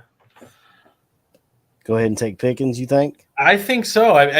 I see like Tony Daly's in the chat, who's call him like the biggest George Pickens fan, and I think that there's a scenario here where, like I said, if we're being honest, I don't think he ever even makes it to the 50s. But if he does, I think this is the point that the value is just too rich to pass up. You're getting a true alpha on the perimeter to basically bolster with Fields. Fields has got some weird connection to George Pickens where they must know each other or have some dealings. I know Justin Fields went to Georgia his freshman year, and I think they were in the same recruiting class. So they would have been, seniors in high school going to Georgia games and hanging out between the hedges or whatever. Yeah, so I think that Pickens makes a ton of sense here. Also, one of my favorite things, I don't think age should ever be the determinant. You heard me mention earlier that Christian Watson's 24 and Pickens is 21. So that's, again, it's not why you should pick a player, but when you're considering equitable role, equitable talent, Christian Watson, Alec Pierce, George Pickens, they're all going to play on the outside. Now you start comparing skill sets. Really, the cherry on the top there with the other guy available as Christian Watson is George Pickens is 21 years old. He's young. So there's an option there to develop him where he's not 27 or 28 when he's done with his first contract. He's 25. Right. So you can get 2 contracts out of him before he turns 30 too. Yep. Yeah. So I think what are some sort of character issues with? Sorry, Jordan. I just wondering what are some sort of character issues with Pickens? Yeah, the character issues with Pickens go back to him being ejected from a game for fighting throwing a defensive back into a wall, which I know people love, because we all love drama. And if he's throwing DBs on their ass and he's pushing people into walls, and he's squirting water bottles at them, that it's fantastic. I get it. But to me, that is a concern that a lot of people disregard as he's got good character. And I'm with it. I like a player that, wants to kind of set the tone. But I also don't think that that's talked about enough as a real situation where, as much as I like the talent, if he's available in the 50s, that's potentially a reason why is you don't want to draft your next Javon Wims or Anthony Miller. You just don't. There's a scenario there where you can be as talented as Anthony Miller was, and I understand Anthony Miller was a different role, different guy, but as good as you are, what good do you do me if you're getting ticked off by CJ Gardner-Johnson and you're throwing a punch and being ejected? That's a real concern there. So, I like Pierce as well. I mean, maybe we'll surprise and get 2 big alpha X's on the outside and, move many, but at this point, I think Pickens makes a lot of sense. The one thing I'll touch on is I know that we see Sean Ryan, Jamari Salyer as that guard spot. I like both those players a ton, a literal ton. But I think that guard spot, that offensive line spot, to me is my favorite position group in the draft as far as depth. Don't get me wrong, this is a very deep draft with lots of depth everywhere, but specifically on the interior offensive line, you're talking about guys like Cade Mays, down to guys like Zach Tom, Zachary Thomas, Josh Azudu. So there's a realistic amount of players there later that you can fill with the right guard spot. Well, I saw the amount of wide receivers that were there in guards, so I thought, let's click over to corner and see. There must have been a run on these guys, because if there's that many wide receivers and stuff available, then this has got to be the reason why. We still got Kobe Bryant, but he's kind of moving up there. Should we take a shot on him and then see if Alec Pierce falls to us at 71, or grab Pickens now and see what corner is left? Because to me, the CB2 spot now, Thomas Graham may be able to fill it in, especially with this coaching staff. I mean, they made Xavier Rhodes look like a serviceable corner last year in Indianapolis, which hadn't happened his entire career. So maybe they can work with Thomas Graham and build something with that, but I worry about missing out on one of these one of these corners. Like I've seen Kobe Bryant in the 5th round, but here he is, the 2nd corner, according to their big board here. He's the 2nd one there. I don't even know who this other guy is. It just says NCAA. Do you know him, Jordan? I believe he went to Fayetteville State. Yeah. So you pull it up like on my delayed response. Yeah. I mean, he's a big, lanky corner. I think that if you're talking about big, lanky corners, the guy that I would be kind of eyeing more than Josh Williams is Martin Emerson. Emerson played at Mississippi State. Reminds me a lot of Xavier Rhodes. So that's and his film is, I don't want to say impeccable. Obviously, all the players here have their issues, but Emerson's film is real solid as far as man coverage. Again, another young player, big, stocky build. Reminds me, as I said, a lot of Xavier Rhodes. So there's a scenario there where I hear you loud and clear. Like I said, Kobe Bryant is at the top of my tier 2. Mm-hmm. I just think that when we're weighing positional value, corner's important. But Pickens, to me, and I understand, I just said I'll take Alec Pierce above him, but Pickens represents a whole nother level than a Kobe Bryant or a Marcus Jones or an Emerson. And I like a lot of those guys on the board. Armour Davis, Emerson, Jones, Bryant would all be fine. Yeah, I like Armour Davis. I've seen him too. Josh Jobe has been a guy that I've grabbed late. He went to Alabama. Yep. He was a big 4-star recruit, but I'm assuming didn't play up to his expectations if he's there that late in most of my mock drafts. So we'll grab Pickens here, and then we'll move on. I feel like that's the choice. And Tony's like, if you don't pick your big X now, when do you? That'll be it. It'll kick us in the ass.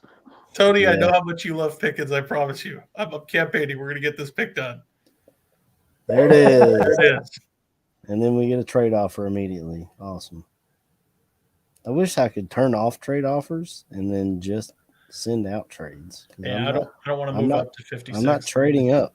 And there goes Bell. See, there's the wide receiver run, though, and that's what's important to see. Is as soon as you saw Pickens go off the board, every other team was like, oh, got to go get Watson, got to go get Bell. So you took him at the right spot. Yeah, it's like our offensive tackle run in last year's actual draft. Yeah, exactly. We kicked it off with Tevin Jenkins. And see, so this is a funny one.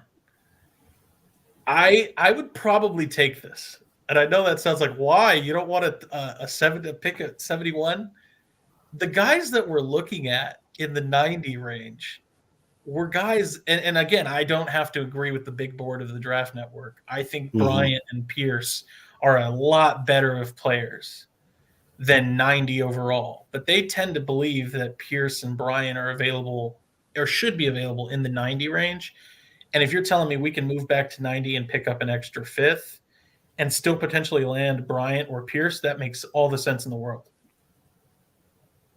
So you guys just want to take it, or do you want to look at the board real quick and then? Let's look at the board. It was 169, so it's 90 and 169 from Tennessee. You still got Sawyer here. That's hard. He's at the very top, so he's probably not going to be there at 90. Man, you got Kennard down here too. So if you want to fill that guard spot, these are 2 really good guards that I don't think will be there if we drop back to 90. This is no doubt they won't be. This is one of the harder possibilities, and I still really like moving back to 90 because you fill that wide receiver or corner role. But the reality is we just picked our X receiver in Pickens. We have other corner options later. I really like the interior offensive line depth, so I don't see a reason to stay and pick. But Jamari Salyer to me is a guy that is right there with Sean Ryan as kind of those premier options after Zion Johnson. And he's actually the younger of the 2, much younger than Ryan. That would be the only reason I'd actually even give him a step above. Has tackle versatility, played left tackle at Georgia this year. You move him inside, he generates a ton of displacement in the run game. And again, you're moving him inside so that those pass pro concerns are in a more confined space. I think I kind of think I joke a lot that these are all kind of like my children. I love all the draft prospects, but if there's a player that I like, if Salyer was there at 71, I feel like you kind of have to take him. And I know we're foregoing an extra 5th round pick, but you're getting a 5-star talent, premier player Right. to fill that right guard and has tackle versatility as well. So that if he developed, you may get like an Isaiah Wynn level player at tackle in the future if you want to play him out there. If Borum doesn't work out or Tevin Jenkins doesn't work out.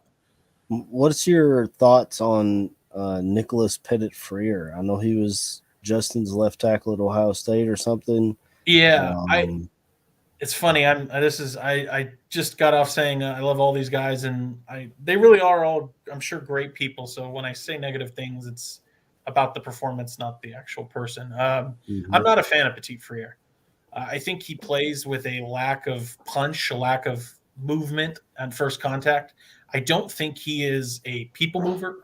And I understand not everybody has to be a people mover. You can get a solid pass protector. But then at that point, I feel like it's a lateral move. My one knock on Larry Borum is that he's a fantastic pass protector. He mirrors exceptionally well, has light and quick feet, but he's not a people mover. He's never shown the ability to pancake people and crash and wall down defenders while they're running trap off of his backside. It doesn't happen. So to me, I get the whole Ohio State connection and let's get him somebody he's familiar with, but I think that the right guard spot is absolutely open at the moment. The tackle spot is a little more secure. Okay. Yeah, I just know some people look at that differently. They feel like I know Danny and Neil both are adamant that Tevin Jenkins cannot play the left tackle spot.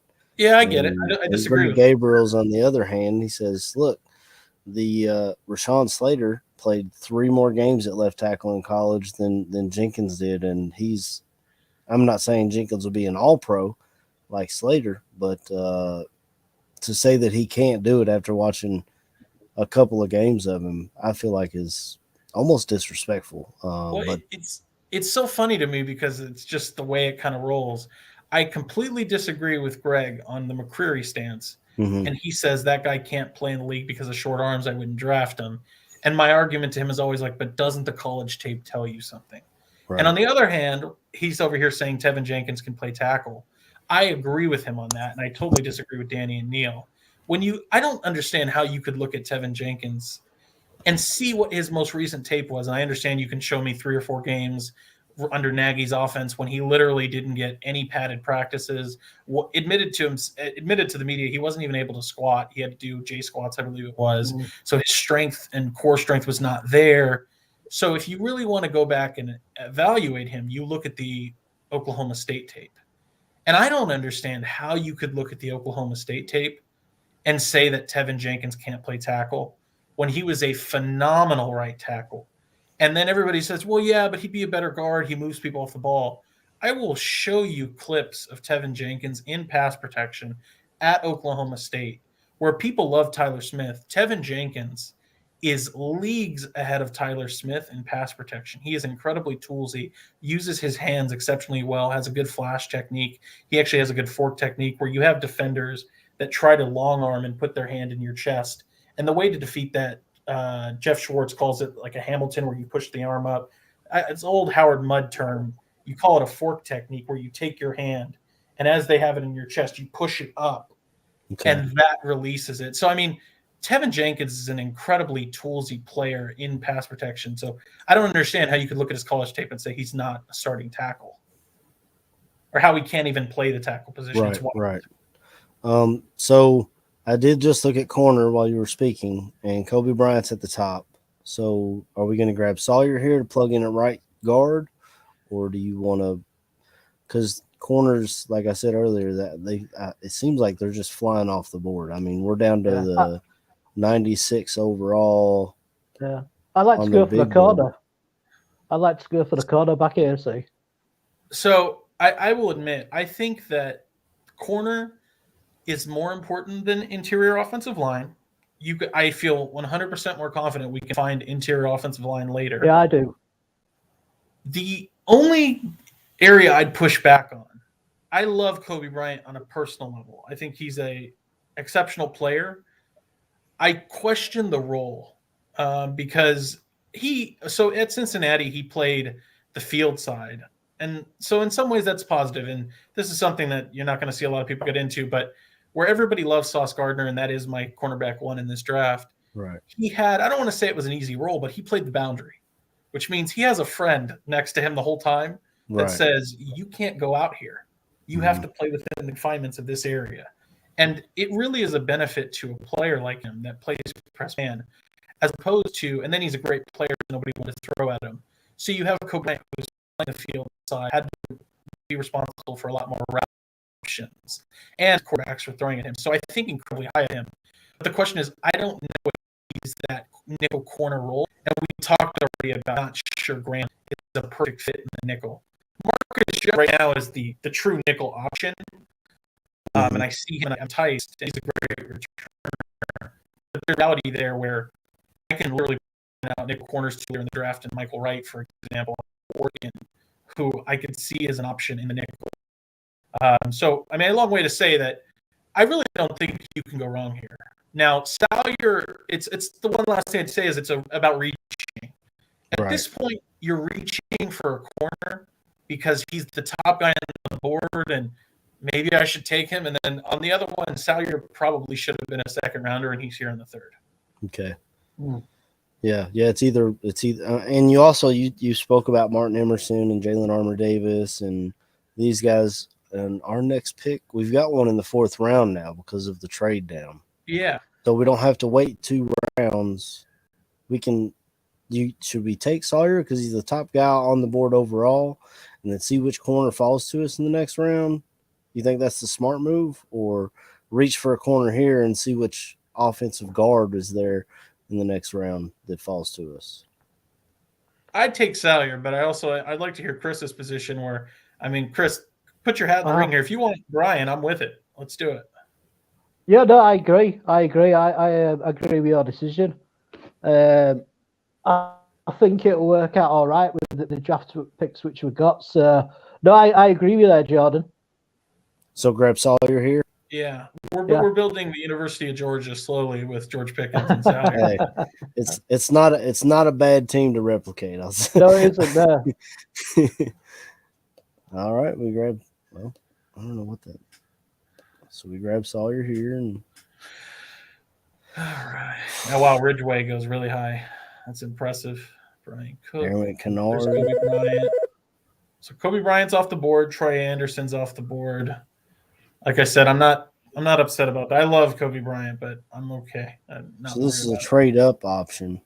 But you said Kobe Bryant's already gone, as is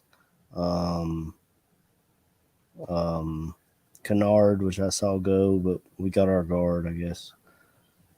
Do they want just the 4th and the 6th? Yeah, that's what it's got on here. It's the 4th and the 6th to move up back into the 3rd. And I feel like we have multiple. No, we don't have. We don't have multiple 4ths, but we do have multiple 6ths. I will say, and again, if we want to move back, that's fine. Just take them at 113. That's totally good with me. But we did acquire an extra 6th, so it's technically a free pick that we didn't start with. Right. And it's not like you're moving up from 113 to like 108. You are jumping damn near 40 picks. Yeah, and you're getting in the top 100, which is a big thing, I think. I kind of think that you take this. Yeah, I was thinking that too. Like that's why I didn't click it off right away, because I was like, I kind of like that idea. So we'll accept this, and we'll get another pick in the top 100. Let's do it. So you got Cole Strange, who plays corner. God. You got Abraham Lucas, who you can plug in at right tackle. Cam Jurgens is still on here that plays man, this is nasty in the best way. Like, and I guess it hurts in some ways because I was looking like we'll take Marcus Jones, and I didn't realize Marcus. That right there is 83 to 87 is all guys I love. Kennard goes, Bryant goes, Anderson goes, Marcus Jones. That would have been the nickel. He goes. So I'm a little bummed that Marcus Jones still isn't there, but man, there's still a lot of enticing options. Cole Strange, Ed Ingram, Jeremy Ruckert even are exceptional talents here in top 100 players. So I guess do me a favor. Can we look at edge? Sure. It's a bummer. Drake Jackson is like one of my top edges, but Tyreek Smith's there, but he's more of a 3-4 outside linebacker, correct? Yeah, and Kingsley Enagbare is pretty interesting. Man, he was good at South Carolina, or they had a big hype about him, and I don't feel like he lived up to it. But he looks tall to me on the. Let me see, 6'4", but I thought he was taller than that. I don't know. Enagbare's game is really about power. So, like, if you like a George Karlaftis, to me, the discount or store brand version of Karlaftis is Kingsley Enagbare. Now, admittedly, I don't necessarily think that guy has a role on this team, but it's an interesting option. Really, the guy that I would have said I'm banging the table for is Drake Jackson, and he went one pick before. So, it's interesting because I think, and that's okay. We made a hasty decision. We'll live with it, and we'll make a pick here in the top 100 and make it valuable. But it kind of paints the light to why Dallas was trying to move back, because all of the right targets at linebacker, corner, edge just went right ahead of them, and they're like, I don't want this one out. So, right. I guess let's see. See, Cole Strange. Cole Strange is phenomenal. Yeah, and they've got him listed as just the offensive line, but I know he played center at Chattanooga, and I know he signed the center from the Packers, but I don't know. Maybe you can bring him in and he can learn. I don't know. So scroll down the board just a bit here, if you don't mind. Just general positions. Doesn't have to be anyone. All right. See, like, Alec Pierce is still there. Yeah. And, like, I know that sounds ridiculous, but at this point, the way I look at it is this. And one that really tempts me, but I don't want to piss off the chat, the whole world when I say let's take Jeremy Ruckert. But I've already pissed off the chat, so it's not. Well, I look at it like I'll kind of throw my top picks out there. I think Alec Pierce doesn't sound like it makes a lot of sense because we took Pickens, but I think you're taking two swings at the same position, and you're hoping one of them works. And if both work, that's a good problem to have. Because you either watch Mooney walk in free agency because he wants a monster contract, and you still which is very possible the way these wide receiver contracts have started going. People wanting out, it's turned into the NBA. So I think that Pierce is a really solid option. The other one that nobody wants to talk about, and I'm not a Cole Kmet hater. I actually like Cole Kmet plenty. But Cole Kmet is a fine option, and I'm not trying to tell you that Jeremy Ruckert's going to be significantly better. But Cole Kmet is entering next year into his contract year. If it doesn't improve, there's a real concern about whether he would be re-signed. We talk about a guy like Chris Olave providing chemistry to Justin Fields. And to me, if you're going to say Chris Olave or Garrett Wilson have chemistry, how can you not tell me that there's value with Jeremy Ruckert? I mean, the thing about, and this is where I really thought Cole Kmet would be excellent for Justin Fields, and I still think he can be. I don't take any of the Nagy tenure as, pure football. But the reality is I look at Ruckert and I say, go back and watch the OSU film. And people always are worried about Ruckert's production. And I'm going, yeah, why would you throw to Ruckert when you have Wilson and Olave? If there's an option there, and you like I said, watch Justin Fields. When it got tight, when he was looking for his guy, it always went to Ruckert. And Ruckert has acrobatic catches. He can block. There's a clip of him literally manhandling George Karlaftis. So to me, I think you come in and you get more offensive firepower here, whether that's Alec Pierce or Jeremy Ruckert. I like the idea of Alec Pierce better. I know you were talking about Justin Fields having chemistry with Ruckert, but I feel like he's been building that with Cole Kmet all offseason. I mean, going down to Georgia and throwing together and having him run routes. Now it's on air, but you start to build that chemistry and knowing when he's in and out of breaks, knowing how fast he's on the spot. And I know we kind of already drafted this with George Pickens, but the way the NFL is going. If you want Pierce, you're not going to hear me complain. I literally said I like Pierce more than Pickens. So okay. I mean, I saw Nick Cross down here. That was a name that it was enticing to me. I like Cross a lot too, but we're one thing that I still think defense matters. But if we're talking about what we hope to see the Chicago Bears do, is move away from a 100-year history of putting all the money and effort into defense. Right. And really going all out and supplying Justin with as many reasons to succeed as possible. And I think that's what you do when you pick up either Ruckert or, as we're going to do here, Alec Pierce, and say, look, and Alec Pierce, I mean, I like him better than Pickens, but a lot of people think he's a wide receiver 3 or 4. Yeah. So if you want to put him and let him develop and have Pickens be your starter, and then God forbid, Pickens tears another ACL or anything, you have Alec Pierce, a very similar archetype to play the role. All righty. I think I'm going to go ahead and make this draft pick then. Alec Pierce it is. And we'll load up on offense. And I don't know how anybody could be mad at the wide receiver room when you say it's Darnell Mooney, it's George Pickens, it's Alec Pierce, it's Byron Pringle, it's ESB, it's David Moore, it's Daz Newsome. Like, I think the whole area is built now. Yeah.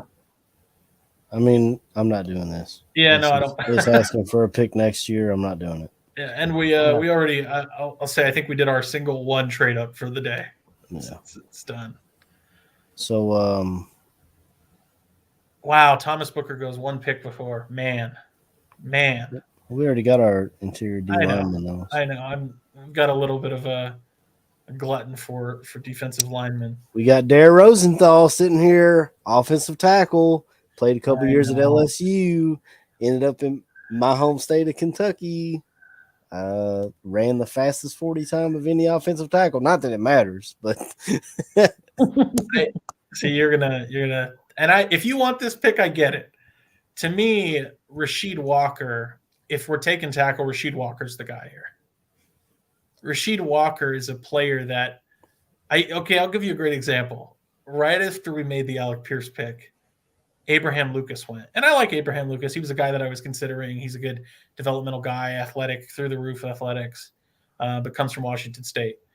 To me, I like Rasheed Walker a lot better. And it's not that he's a perfect tackle prospect, but he's a guy that has incredible punch, good in the run game, okay in the pass game. And I think he, to me, is a more proven asset than Dare Rosenthal. And that's not a knock on Rosenthal. I just, I know I'm biased, so I was looking for your opinion anyway. I mean, it's if it's just me, if I pull the Ryan Pace and say I'm getting this guy no matter what my scouts say, I'm not telling my coach this is my guy. I'm grabbing Dare Rosenthal just because I'm biased. But it's up to me. I mean, I like good players. I want Matthew Butler, but I understand we literally already took Travis Jones, so I'm not going to sit here and say let's take Matthew Butler. Well, let's see what corners are here because they've, like I've said, they've kind of been flying. So we got Armour Davis at the top. He's the guy you talked about. Montrak Brown is a guy that I like from Arkansas. But man, Armour Davis is real enticing. So let's click him and see what they say about him. No analyst reports. And I'm not surprised because anybody that is kind of new to the name Armour Davis, he was a player that didn't get a lot of play time at Bama because it's Bama, because they have all-star players from Pat Surtain to Josh Jobe to other guys that were starting ahead of him. He finally came into the lineup this year and played exceptionally well in all phases of the game. Now, again, this is not me trying to tell you that he's some fourth-round gem that's better than, if he played exceptionally well, then he's better than Sauce. That's not what I'm saying. But 1 year of real tape looks good. Right. He's a physical prospect that would be much more of a perimeter corner. I think you can pull the trigger here. It's not a huge issue. I just tend to think that, I guess, perimeter or nickel's fine. I put a little more value on the nickel role here. I like Tavon Young. I'm just not sure what he's going to be this year. He's off injured. Great player when he's healthy, and it's a 1 year prove it deal. If he doesn't prove it or he gets hurt, what do you have at nickel? It's Duke Shelby. So, it said nothing. It didn't say anything on there about him. But you're kind of betting on 1 year of good tape, basically. Correct. What you made. I see a lot of people are saying like Zion McCollum. I don't know. This is just another pet peeve. Not a problem. Zion McCollum's fine, but you're talking about a guy whose tape is incredibly inconsistent. He shows up to the Underwear Olympics, blows the doors off, and everybody's like 6'4", 190. So people are going to fall in love with that size. Exactly. We had here at Kentucky, Chris Westry was that size, that speed, really played well here. But when he went to the league, he's kind of bounced around and hasn't been able to stick even in a bad secondary with the Baltimore Ravens, they ended up letting him walk. I think he's in Carolina now. So he's still sticking around in the league just because of his size and speed, but he's really not becoming the pro that I expected him when he left Kentucky. Yeah, like I like Monteric Brown a whole lot more than Zion McCollum here. So let's look at Monteric Brown, see what they say about him. He's 6 foot 190, so good size, 4-star recruit. Yeah, like the funny thing here is, I see Swifties in the chat. I like to play a game where I always say like, if you like player that everybody knows, so Kyle Hamilton, Chris Olave, Derek Stingley, can you get a store brand version of him later? Mm-hmm. Can you? Everybody likes Coke, but can you find like a diamond in the rough, an RC Cola that it's not going to be the exact same. Nice Faygo soda pop somewhere. Yeah, but like you can deal with it. You can drink it. So the thing is that to me, like some of these guys that remind me of is Zion McCollum is a budget Tariq Woolen. And if you like Tariq Woolen and you're enticed by that, Zion McCollum's your guy. If you like Roger McCreary, Monteric Brown to me is a budget Roger McCreary. So there's, both scrappy competitive corners, fight at the catch point, good in phase, a little bit better in man than they are in zone. The real thing, and this is where we talk about like what's the difference between Coke and RC Cola is, to me, the difference between Monteric Brown and Roger McCreary is Roger McCreary has incredible instincts, which allow him to, despite those short arms and things of that sort, drive on the ball and have good closing speed so that he's not getting beat despite his physical limitations. Monteric Brown, the reason why he's here is because he doesn't possess that at the moment. That doesn't mean he can't have it. But, I'm a big Roger McCreary fan. If you told me that we got the budget version of him in the 4th round, I wouldn't hate it. So are you with Monteric Brown, or do you want to grab Armour Davis here and bet on his 1 year of tape?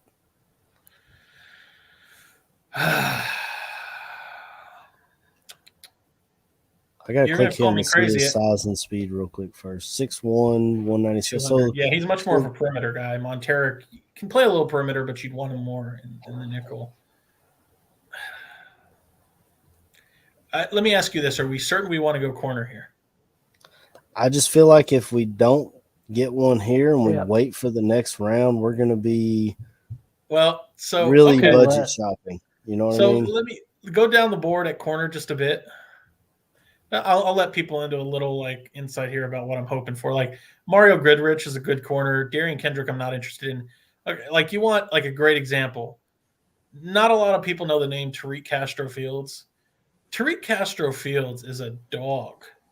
He is a press man. Now he's older. That's the big issue with him. But his press game is nasty. Puts the shackles on everybody he plays. Like everybody loves Chris Olave, right? Go ahead and watch Chris Olave work against Tariq Castro Fields. Ask yourself why Chris Olave wasn't productive when he played Penn State. And go look at the guy that was guarding him.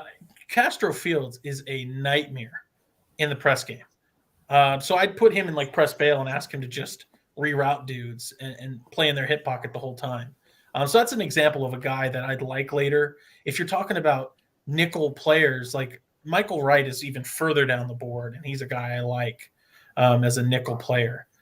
So there's options there. That's my only point, is to say that there's guys, but I get it. If you're like, I don't like playing in the 6th and 7th round for my corners, I get it.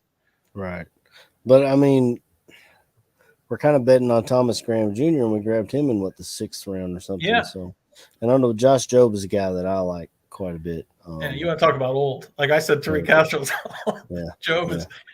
Jobe's like a super senior at this point. He's born in 98. This dude's old. Yeah, well, and it makes me real old. But yeah, same.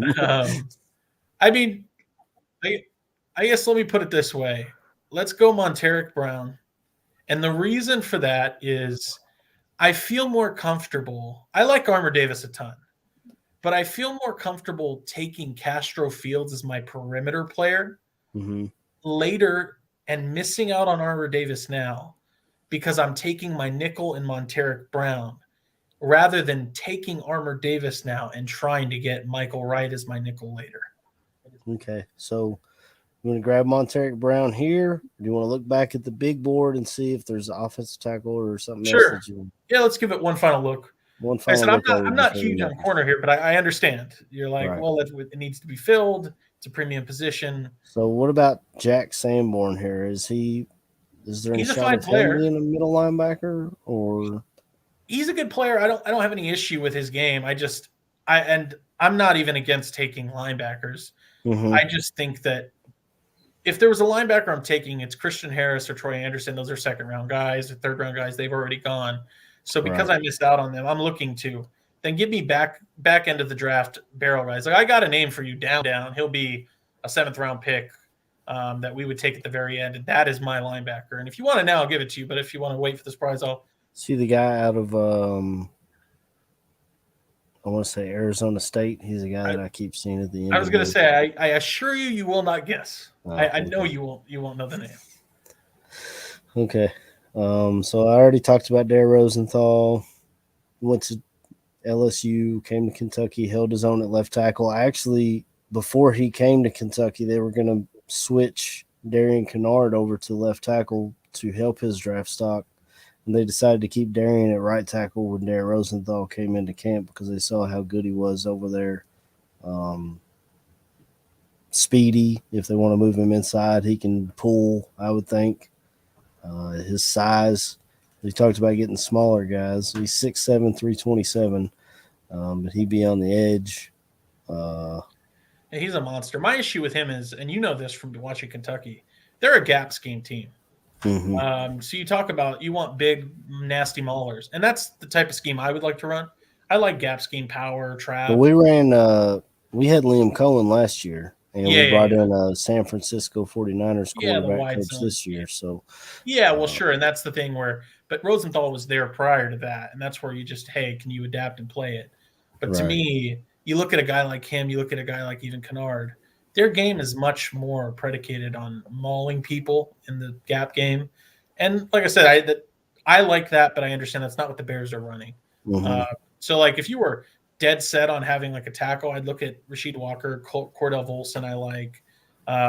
Well, I know Volson doesn't have any notes because I grabbed him in our mock draft, and it just doesn't say anything on him. Yeah, he's an athletic freak. I mean, like, we talk about Matt Waletzko as like another option where he's very athletic. Cordell Volson, it's funny, they're two bookends where these two tall towers that were athletic, and you're really betting on those guys with their pass upside, pass pro upside. They can, learn to pass block, but really at North Dakota State, they were running the ball. And like I said, this is my guy. Like at this point in the draft, if you want to tackle, Rasheed Walker's the guy that I go with. A really complete player at this point. Has his warts. Like I said, my issues with him are in pass pro. But as far as a guy that can move and really displace defensive linemen off the snap, Rasheed Walker's that guy. Okay. I feel like because of the guys you were talking about at the lower down for corner, I feel like we grab our offensive tackle here and kind of wait, because you're more knowledgeable about these guys than I am. Kind of wait and get kind of an older corner in the next round. What do you guys think?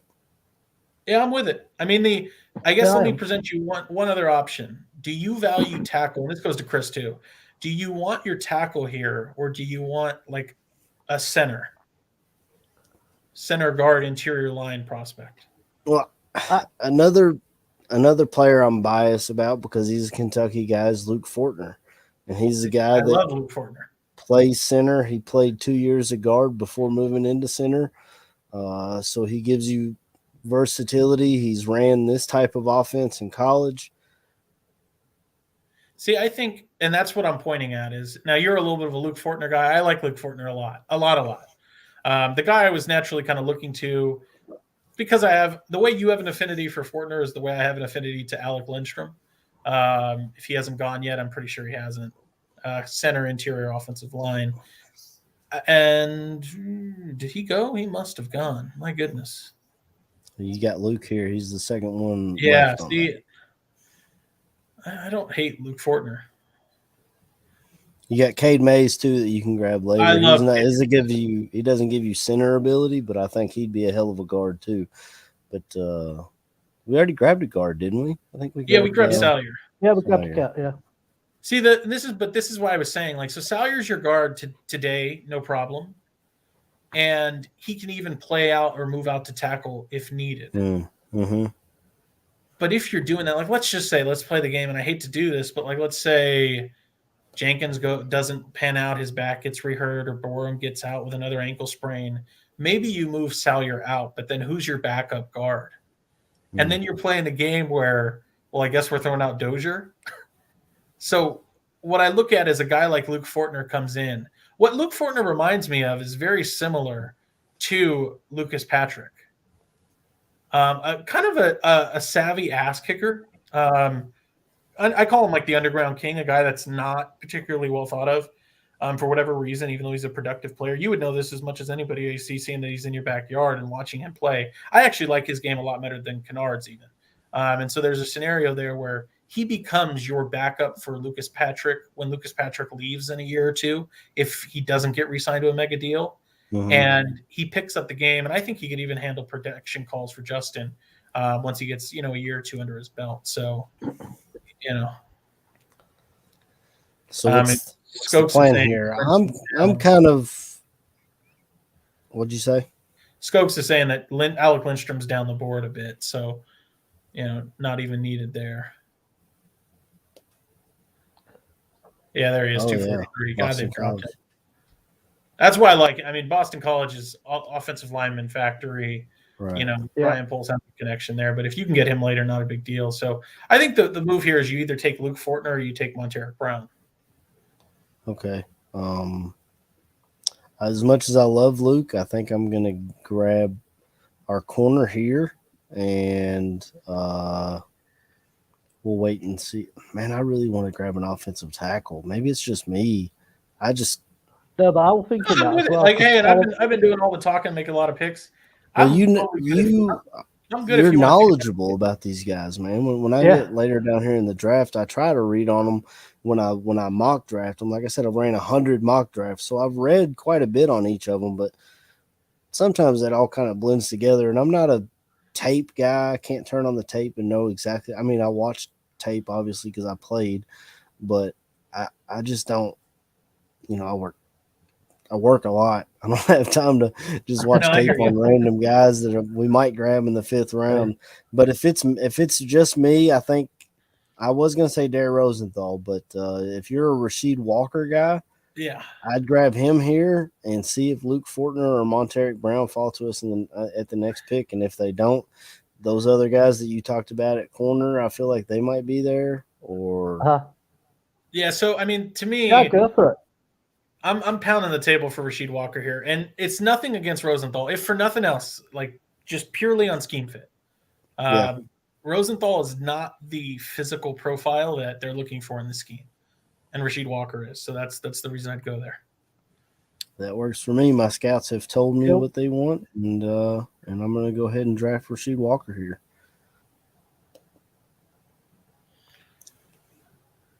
I love Kyron Williams, but we're not taking a running back in the 4th. So, right. I like Damian Pierce a lot, but again, running back in the 4th, I'm not. And like Chigoziem Okonkwo Chig is a very popular F tight end. Josiah DeGuara. Enigbari's here. Who? Enigbari. Wow, that's crazy. He's available to slate.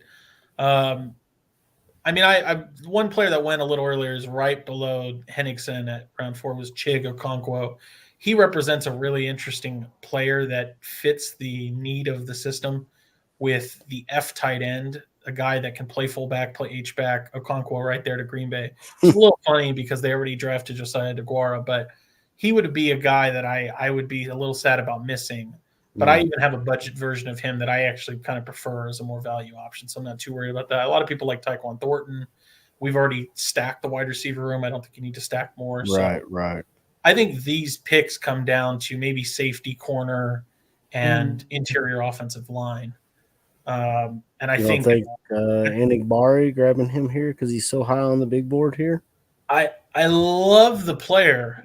I just at some point I'm now getting to the point where you guys were of like, wow, we've got all drafted, haven't addressed the secondary. Well, Jalen Armour-Davis is still there. Yeah, and so is Monteric Brown. Who's the safeties available just for out of curiosity? See, I love Sterling Weatherford. It's like my Kyle Hamilton budget version, but he doesn't fit a need here. Verone McKinley is incredible value even at this point, but you can wait on him. And then Smoke Monday is awesome as well. If you like Roger McCreary, you also like Smoke Monday. So, and it's an incredible name. Yeah, It is. I want to speak careful. Oh, fantastic name that is. Yeah. Smoke Monday. I love Smoke that. Monday. Absolutely love it. I guess let's, and then so Pat pan me over to the interior offensive line group. That would be the only one. Fortner went right before us, so yeah, that's a bummer. Yeah. See, and I like Azudu. I like Chris Paul a lot. The fact that Donovan West and Cade Mays is here is awesome. Okay. Yeah, I've heard a lot about Donovan West. I love Cade Mays a lot. You and I are both equal on that page. I know it sounds like a little bit of a reach, but Donovan West here feels like the right pick. He's one of the youngest players in the draft. Can play all three positions on the inside, developmental center, good mobility, lateral agility for the wide zone scheme. And he is the guy that can be – I mean, one, I love the age because you kind of get that James Daniels effect where the second contract is 23, 24 years old. Mm-hmm. And then you look at the player and say he can fill left guard, right guard, or center if anybody goes down while he develops. And then when Cody Whitehair gets released or plays out his contract, he can slide in or fill in for Whitehair. If Lucas Patrick goes down, he can fill in there. Or if for some reason Salyer needs to kick out the guard, we can go ahead and put West in at right guard. Or right guard. So that's kind of how I would play that. And to me, the value is not too rich for West here. Well, I do want to play devil's advocate some here because we have another pick that's 2 picks away. Yep. So to me, take the corner. If you bet on either Anigbari or grab your corner here, I feel like according to the board, West is still going to be there at 150. So sure, he will be. I like Enigbari a ton, a literal ton. And at this point in the draft, it feels like you're stealing him. Right. I just question where does he fit. And at some point, you got to throw that out the window and say you take good players because they're good. It's just a scheme fit issue. But I'll tell you what, you're kind of talking me into this. Again, it's when you have a good player, it's not worrying about scheme fit. You just take them. Right. Well, we'll that's right. View his full player report. Hopefully this works.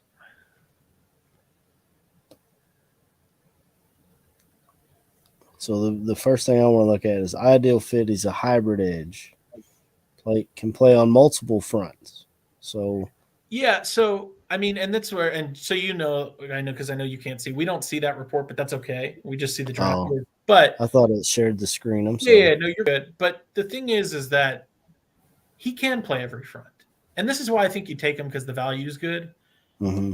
But if for anybody watching or listening, if you're hoping that Enigbare is like Robert Quinn Bendy or even Charles Snowden that's not the player. That's not who he is. He is a mash you get into your chest, butt heads with you, power rusher, bulldoze you, collapse the pocket. He's not some super freaky athlete that's bending around the edge. Another guy that was very similar in his range who went a little earlier is Myjai Sanders from Cincinnati. That guy is a guy who bends the edge. So if you're looking for that flashy, bendy edge, Enigbari is not that guy, but Enigbari is a power rusher, a budget George Karlaftis, and there is value in guys like that. Whether they become like I'll give you a good example is if we took Travis Jones earlier and you have Justin Jones, while those guys are more your penetrating interior defensive line, you could slide Enigbari in as your other D tackle and tell him, hey, I need you to be stout at the point of attack, hold your gap, and maul people.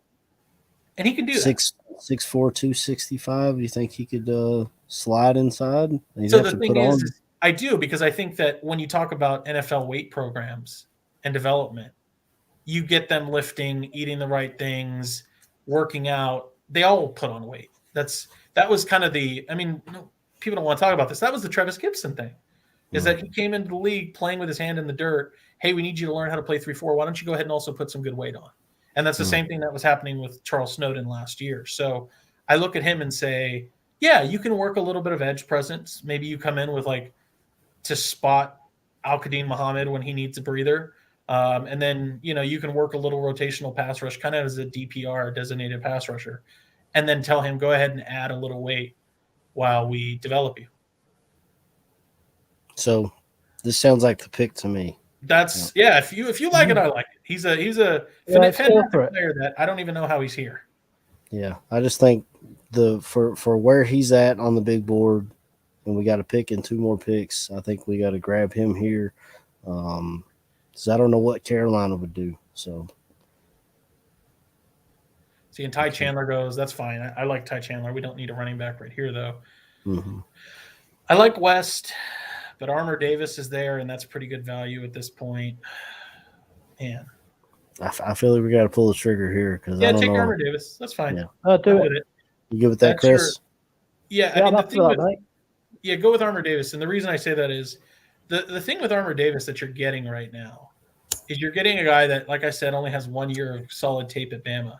But if you're starting at Bama and in the SEC covering great receivers, and you're playing under Saban's defensive scheme that requires a lot of good play. I mean, you're talking about zone match, pattern match schemes. You have to be a heady player and athletic to face the gauntlet of wide receivers that is the SEC. You get a guy that comes in as your perimeter player, good size, good athleticism, and he competes with Thomas Graham from day one. So this doesn't have his date of birth on it. Is he a younger guy or being average age 22, 23? Okay, so he's not Castro Fields, who's like a 25-year-old player. Right. So we'll grab Armour Davis here and move on. We'll see what falls to us next round. Now we'll look back at our picks that we've got here. So I'm kind of moved around. I mean, we've covered D-line, O-line, edge. I think we've done fantastic work. I mean, I know I appreciate everybody kind of tuning in as we've gone almost damn near 2 hours here. But I mean, when you look at that draft board, I don't know how anybody's unhappy. You get a fantastic 3-tech and Travis Jones to open it up. That way, if Justin Jones gets hurt or anything like that, there's your guy. You get the wide receiver everybody wanted in George Pickens. Right. You follow it up. You fill your right guard hole with a 5-star recruit out of Georgia, played left tackle, has versatility there. You come back and you hit it back with Alec Pierce, another guy that everybody loves, and can be that other outside receiver for you if you want to move Darnell in. And that kind of almost eliminates the need for Equinemius St. Brown in the roster. So you have a guy filling his place. You come back and you get an awesome player, good value in Rasheed Walker as your tackle to compete with Larry Borum, which I think is absolutely something that you're going to see as somebody brought there to compete. I don't have any issue with Borum. If he's your starter, that's fine, but you don't want to just roll him out there as your starter week 1 without having some competition. And Rasheed Walker's a good player. Everybody talks about Ryan Bates and how they wish he ended up. Ryan Bates was a tackle at Penn State. Good technique. They teach him well there. And you get Rasheed Walker to come in as your tackle. And good player. And then we just talked about it with Ed Bari. I don't understand how that guy's even on the board in round 5, but it's a phenomenal value as a developmental defensive end, potentially moving inside once he puts on some weight.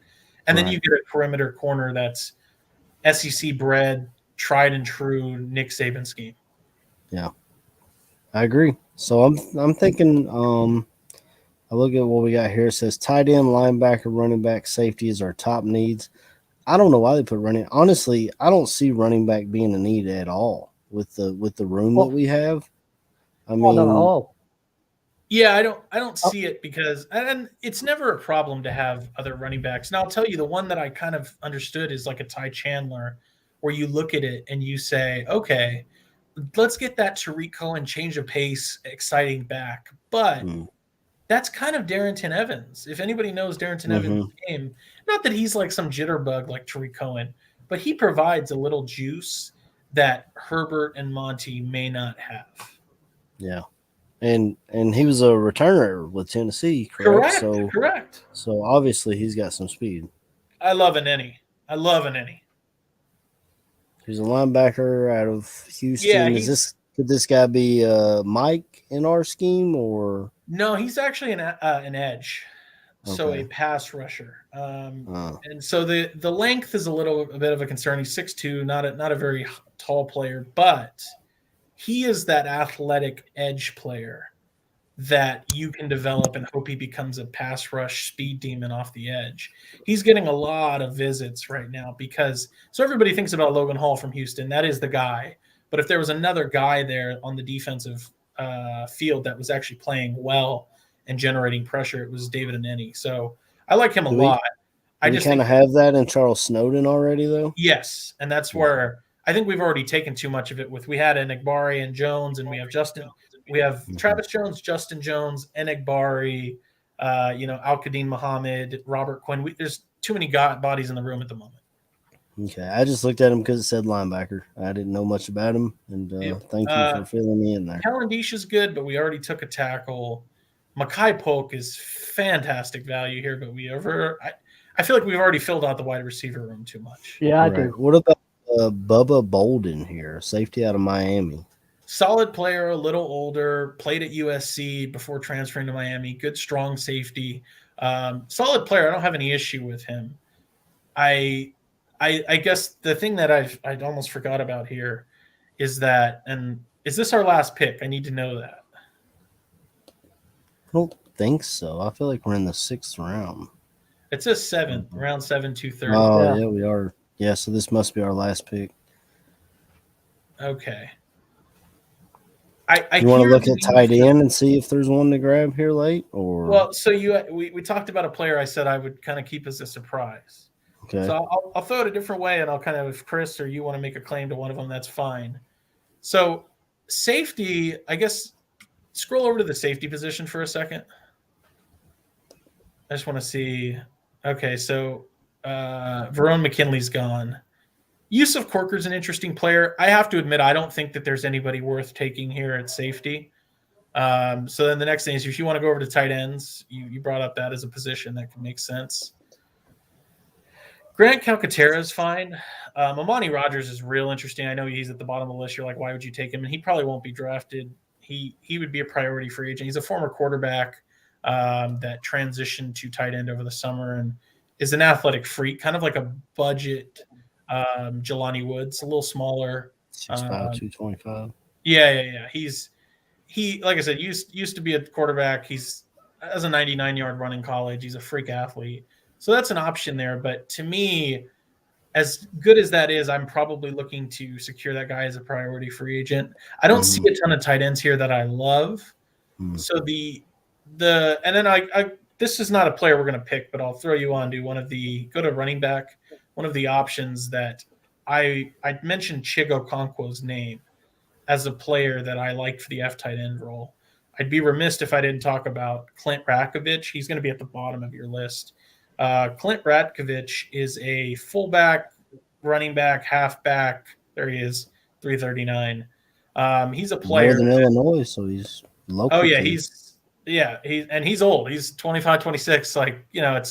But what you're getting from him is a true H-back, fullback, third down pass protector, can play F tight end, can do it all. He calls himself the superback because he can kind of do it all. And so I think that now he just tore his ACL, unfortunately. Green Bay, because that's what happens when you go up there. Green Bay asked him to come in for a visit. He tore his ACL at the workout. But he says all reports say that he'll be back by week 8, mid-season. Clean tear, good surgery. So he's a guy that unfortunately was probably going to be a 6th, 7th round pick. He will be an undrafted guy. But if you're wondering, like, damn it, we need an F tight end like Josiah DeGuara for this scheme so that Getsy can run it. My guy is Clint Ratkovich. You get him outside of your backyard in Illinois. He's already visited with the Bears. Makes a lot of sense. You stash him as a guy that comes back middle of the season as your F tight end. So that's a guy that I like, but we're not taking him here. I just want to bring awareness to that. So I guess I'll put you on. And again, if you see anybody else you like, let me know. But the one position we haven't addressed that I think you must address, and this was the surprise I was talking about earlier, is go ahead and scroll over to linebacker. I'll be curious if you've seen the name. So 357 is my guy. That is Nephi Sewell. Nephi Sewell is the brother of Penei Sewell, tackle for the Lions. Nephi Sewell, Utah linebacker, played alongside Devin Lloyd. He's transferred, but he's a smaller guy. But what he provides is he is a flyer. So what I know you're looking at the size and you're saying he couldn't be your Sam. N'Kobe Dean's 5'11", so I Yeah, don't well, know I what his actually name is. think I could play Sewell at Sam, and honestly, I'd be okay. And the reason I say that is traditionally when you look at Nephi Sewell, you're looking at a dime backer, a guy that's a smaller frame that can cover the slot and play with a little more physicality and fitting the run. When you add up the math and look at Flus's scheme and understand that the Sam is not going to be on the field very much, but when you're seeing a Sam is traditionally because you're looking to fit the run, you want a linebacker who knows how to tackle, and you're not bringing down a defensive back and asking him to fill the run. Nephi Sewell comes in and he's athletic, can play sideline to sideline. He can be your Sam, but also play all the other linebacker roles, which Flus has talked about. Is anytime I want a linebacker, I want him to be able to fill the other roles. He can be your Mike, he can be a Will, and he can absolutely jump in and play Sam sporadically if you need. And so to me, he is a shoo-in for like, I want to secure his rights in the 7th round so that I don't have to fight with other teams looking to secure him. Right. So he could be your 7th round pick or your undrafted priority free agent. Correct. I'm going to take a look at corner again, Sure. just to see if we can build some depth. Maybe if there's a good guy there that. Oh, you're at the. I was gonna say, are you at the bottom? Yeah, I was like, wow, where am I? There's Castro Fields is still there. You can steal him in the 7th round. So Kendricks is funny. Like, I'll just talk about Kendrick because everybody knows the name. He's a popular corner, played at Clemson under the Trevor Lawrence years, transferred over to Georgia. Everybody's like, well, look how good Georgia's defense was. Shouldn't we take a shot on Kendrick? Kendrick at this point is not bad value, but he didn't test well. I actually think he was much more of a product of the phenomenal front seven that he was playing with and getting a ton of pressure so that he didn't have to cover all day and night. Didn't test well. Not a guy. If we talk about a lot of guys I like, Kendrick is not one of them. Tariq Castro Fields, though, as I've talked about, you get an old player. I get it. But as far as freak athlete, press corner, locks and shackle people up, Castro Fields, it doesn't get better. Yeah. And the first thing, the tape that people look at is what they do against guys that are going to be pros. And if you're telling me this guy can lock down Chris Olave, then it seems like a steal to me in the 7th round. Linebackers, people are saying in the chat, there's going to be plenty of those after the draft. Safety, to me, a lot of people see it as a draft need, but I mean, we brought in Gibson 2 years in a row, I think, after the draft. Yeah. So there's still guys available, not only undrafted free agents you could grab, but regular free agents that are going to be there after the draft. I think Castro Fields is a steal here from everything you've told me. Yeah, I mean, let me pitch you just a couple other scenarios here, which is, I mean, one, like just talking about safeties, a guy that, I mean, a little selfless plug here. I went to school with DeMonte Casey. DeMonte Casey's still out there as a free agent safety, has a very rangy corner. The year that Kyle Fuller tied for the league in interceptions, DeMonte Casey was tied with him for interceptions. He finds the ball, played with Dan Quinn with the Falcons when he was drafted, then got picked up to Dallas. The whole point is to say a guy like him who could back up Eddie is still available. And the reason I say that is you have Crookshank and DHC as kind of your strong safety fillers. And then you're looking, okay, but who's the guy behind Eddie? That guy, to me, could be like a DeMonte Casey who's openly available right now a couple days before the draft. So I'm not worried about safety. I like Castro Fields. The only thing I would kind of offer up is that we did take a perimeter corner already in Armour Davis. Okay. I love Castro Fields. You can't have enough guys that can play on the perimeter and lock people down. The only other option I would offer, though, is Michael Wright out of Oregon.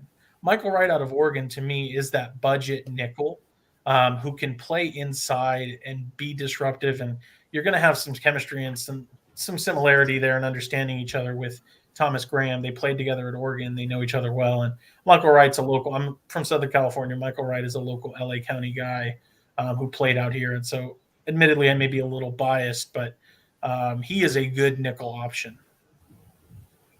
I'm just reading on him here. It says he's a sufficient tackler. I kind of worry about the weight. The 173. I mean, I guess that's fine for a corner. I mean, yeah, that's why I said he is specifically a nickel. You're not playing him outside. In many ways, like I'm not playing Castro Fields or Armour Davis inside. I'm not doing it. So what this is hey, Tavon Young is really our only nickel, and after that it's Duke Shelley. If you believe in Duke Shelley, then no, don't take Michael Wright. But if you feel like you want to have a developmental nickel, a guy that, and to me, what I liken Michael Wright to, who I'm a real big fan of this player, is K'Wan Williams. K'Wan Williams is a nickel corner who's slight, not particularly big, but plays nickel with an edge and tackles with the best of them. So the I think 49ers corner, correct? Huh? 49ers corner, correct? Yeah, he just went to Denver, but yes, was the 49ers corner. You can watch his film. He's phenomenal. So, I mean, that's my only other option here. I would prefer Nephi over all of them, Sewell, but I understand later on the board, maybe you want to try and wow him with money as a priority free agent. If you absolutely want to go corner, I would say Michael Wright or Castro Fields, whichever one you want. So I'm glad I have you on because I have grabbed Isaac Taylor Stewart quite a bit in drafts, and I don't know much about him, and he's in your area. Do you know a whole lot about this guy? Is he a boundary guy or? Yes, a boundary guy, plays man decently well, can play a little bit of zone, but at SC, it's a lot of just, hey, man him up and cover him. To me, he is a secondary player compared to like a Jack Jones who went earlier. So I like let me put it this way. If you're looking at a perimeter corner, it's not that I have anything wrong with Taylor Stewart, but Castro Fields is a significantly better perimeter corner than him. So there's not a world where I would see him being a reasonable option. Okay. And that's where I was looking at like, okay, so if you want perimeter, the guys you should consider are Kendrick or Castro Fields. And to me, it's not even close. You take Castro Fields. And if you want a nickel, then you look at Michael Wright. Cordell Flott's interesting, but I think he came out a year too early, has a lot of development needed in his game. So I think it's really a question of, do you want perimeter and a guy that can provide meaningful snaps right now? Or, and he's another nickel guy, Flott. Or do you want Michael Wright, who he can play right now, but he's a little bit more on the developmental track as your nickel for Tavon Young leaving in a year or Duke Shelley's contract coming to an end pretty soon here. So it's really a question of, do you want the perimeter or the nickel corner? Castro Fields just seems like a good pick here. I mean, you can plug him in and figure you hashtag draft good players is something that the Draft Network always says. Yeah, so like Castro Fields is the guy then. Yeah, you draft good players and then you figure it out. Right? I'm up with that pick. Are you can you still hear me, Jordan? Take Castro Fields. Let's do it. Okay. Yeah, let's do it. All right. I'm gonna hit that and then we'll finish out this draft. And who knows, maybe Michael Wright will fall to us in the undrafted free agent pool and we can go ahead and get us another slot corner. Brock Hoffman's going now. It's nice to see. There's Michael Wright going to Green Bay. We got Cordell Flott still there though. Yep. So I'm gonna save this as Barfly Tailgate mock. My 101st mock draft is for the Barfly Tailgate. So. This is my first ever mock draft, so it's been a complete education for me. Jordan, I think your information recall of what you know about these college players is absolutely flawed, mate. I'm so glad you come on the show because it would just be me and AC. It would have just been silence on my part because I don't really know. I'm not right deep into the college place. So it would have been AC at the time, which he would have loved actually. But Jordan, mate, your information, mate, it's just been mind blowing. Thank you. And then Aaron, I was going to ask if there's a way to maybe share the screen and just show people that are just jumping in, kind of the full draft, and I recap all those picks. Yeah, I'm seeing it now. We did it earlier, but I've been enjoying the show, fellas. Tooch, good to meet you. You're helping my Sunday go a lot better. I tell you. Well, I got it's one draft week, man. question I wanted to jump in and ask mainly Jordan, but Aaron and Chris too, because I haven't had a lot of time to do mock drafts, and years past I do like thousands of them. But this year, with my side hustle, the sports handicapping and whatnot, I just started doing them, and I want to know. This would be from the Bears draft perspective. Which players that the Bears most need are coming off the board the fastest? Because, you look at some of these drafts and there'll be like 4 edge rushers in the first 5 picks, perhaps. Offensive tackle comes off fast, etc. For the Bears, because when you get down to those 4th, 5th, 6th round picks, there's not a lot left, as far as like positions like cornerback and safety. Yes, you can find wide receivers later, perhaps an interior offensive line. So I wanted to ask you as far as the Bears needs, which players to this position group are coming off the board the fastest? That's a good question. I'll lead it real quick and I'll be quick. So the interior offensive line to me is a great depth piece. You can get those later. The ones that concern me are really corner.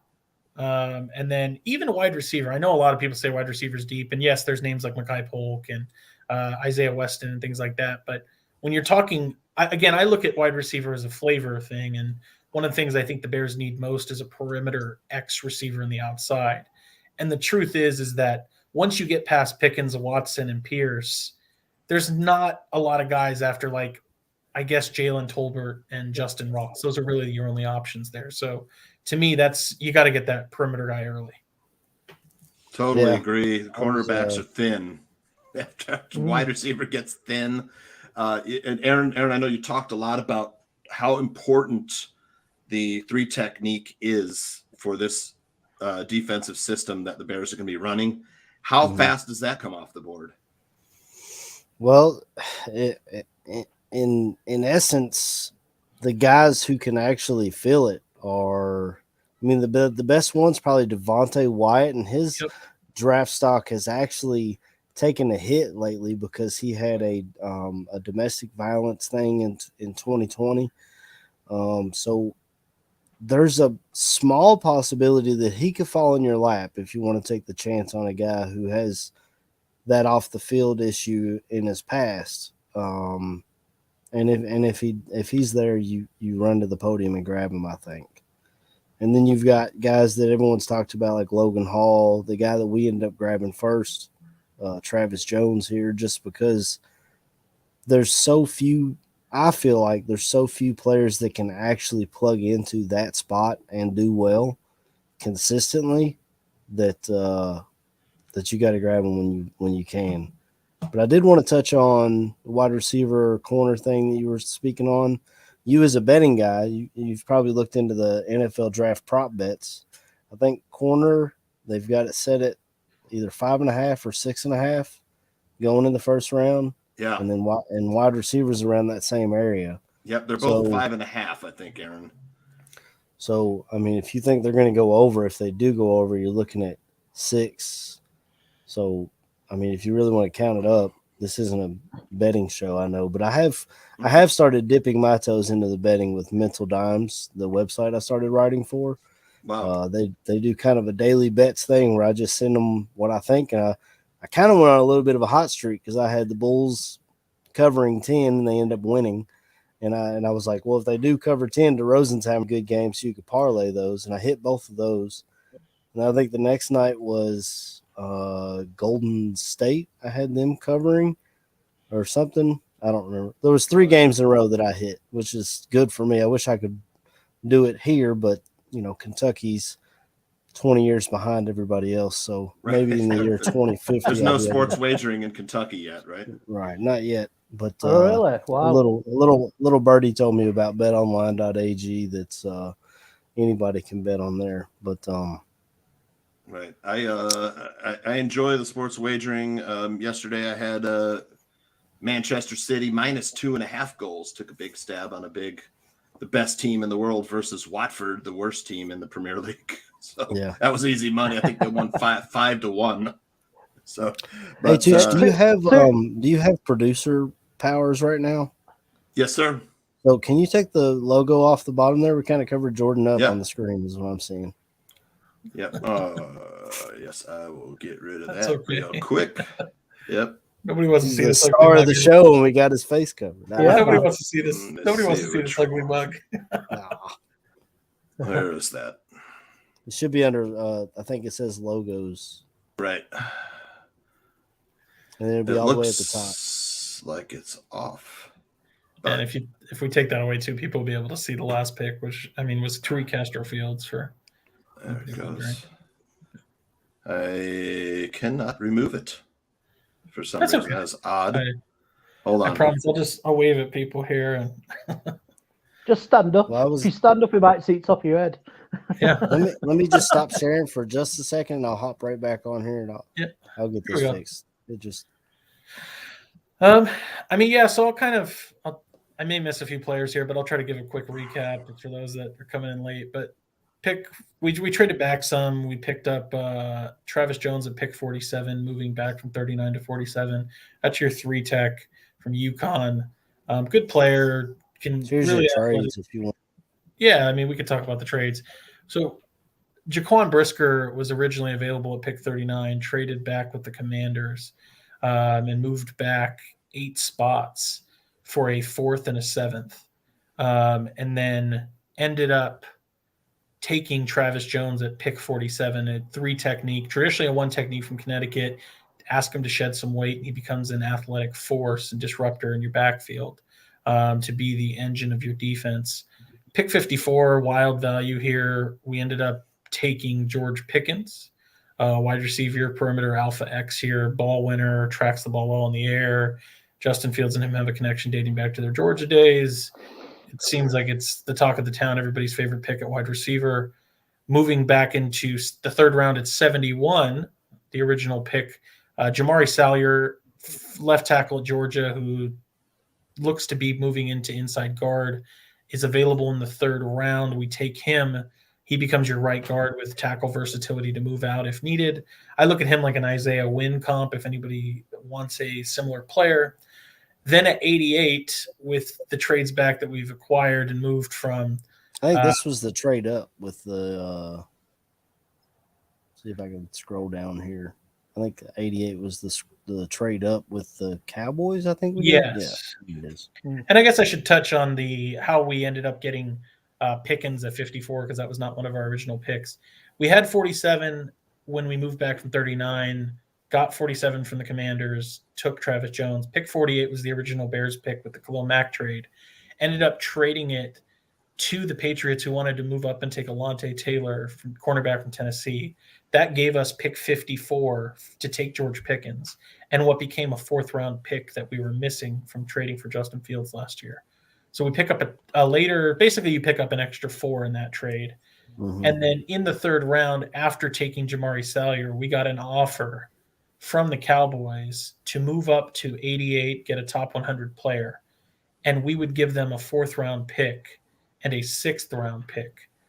And I mean, as I'm looking right now, the Cowboys took Michael Clemens, edge out of Texas A&M, and Ioma Uwazurike, which admittedly the 4th round pick, Michael Clemens is a fine player.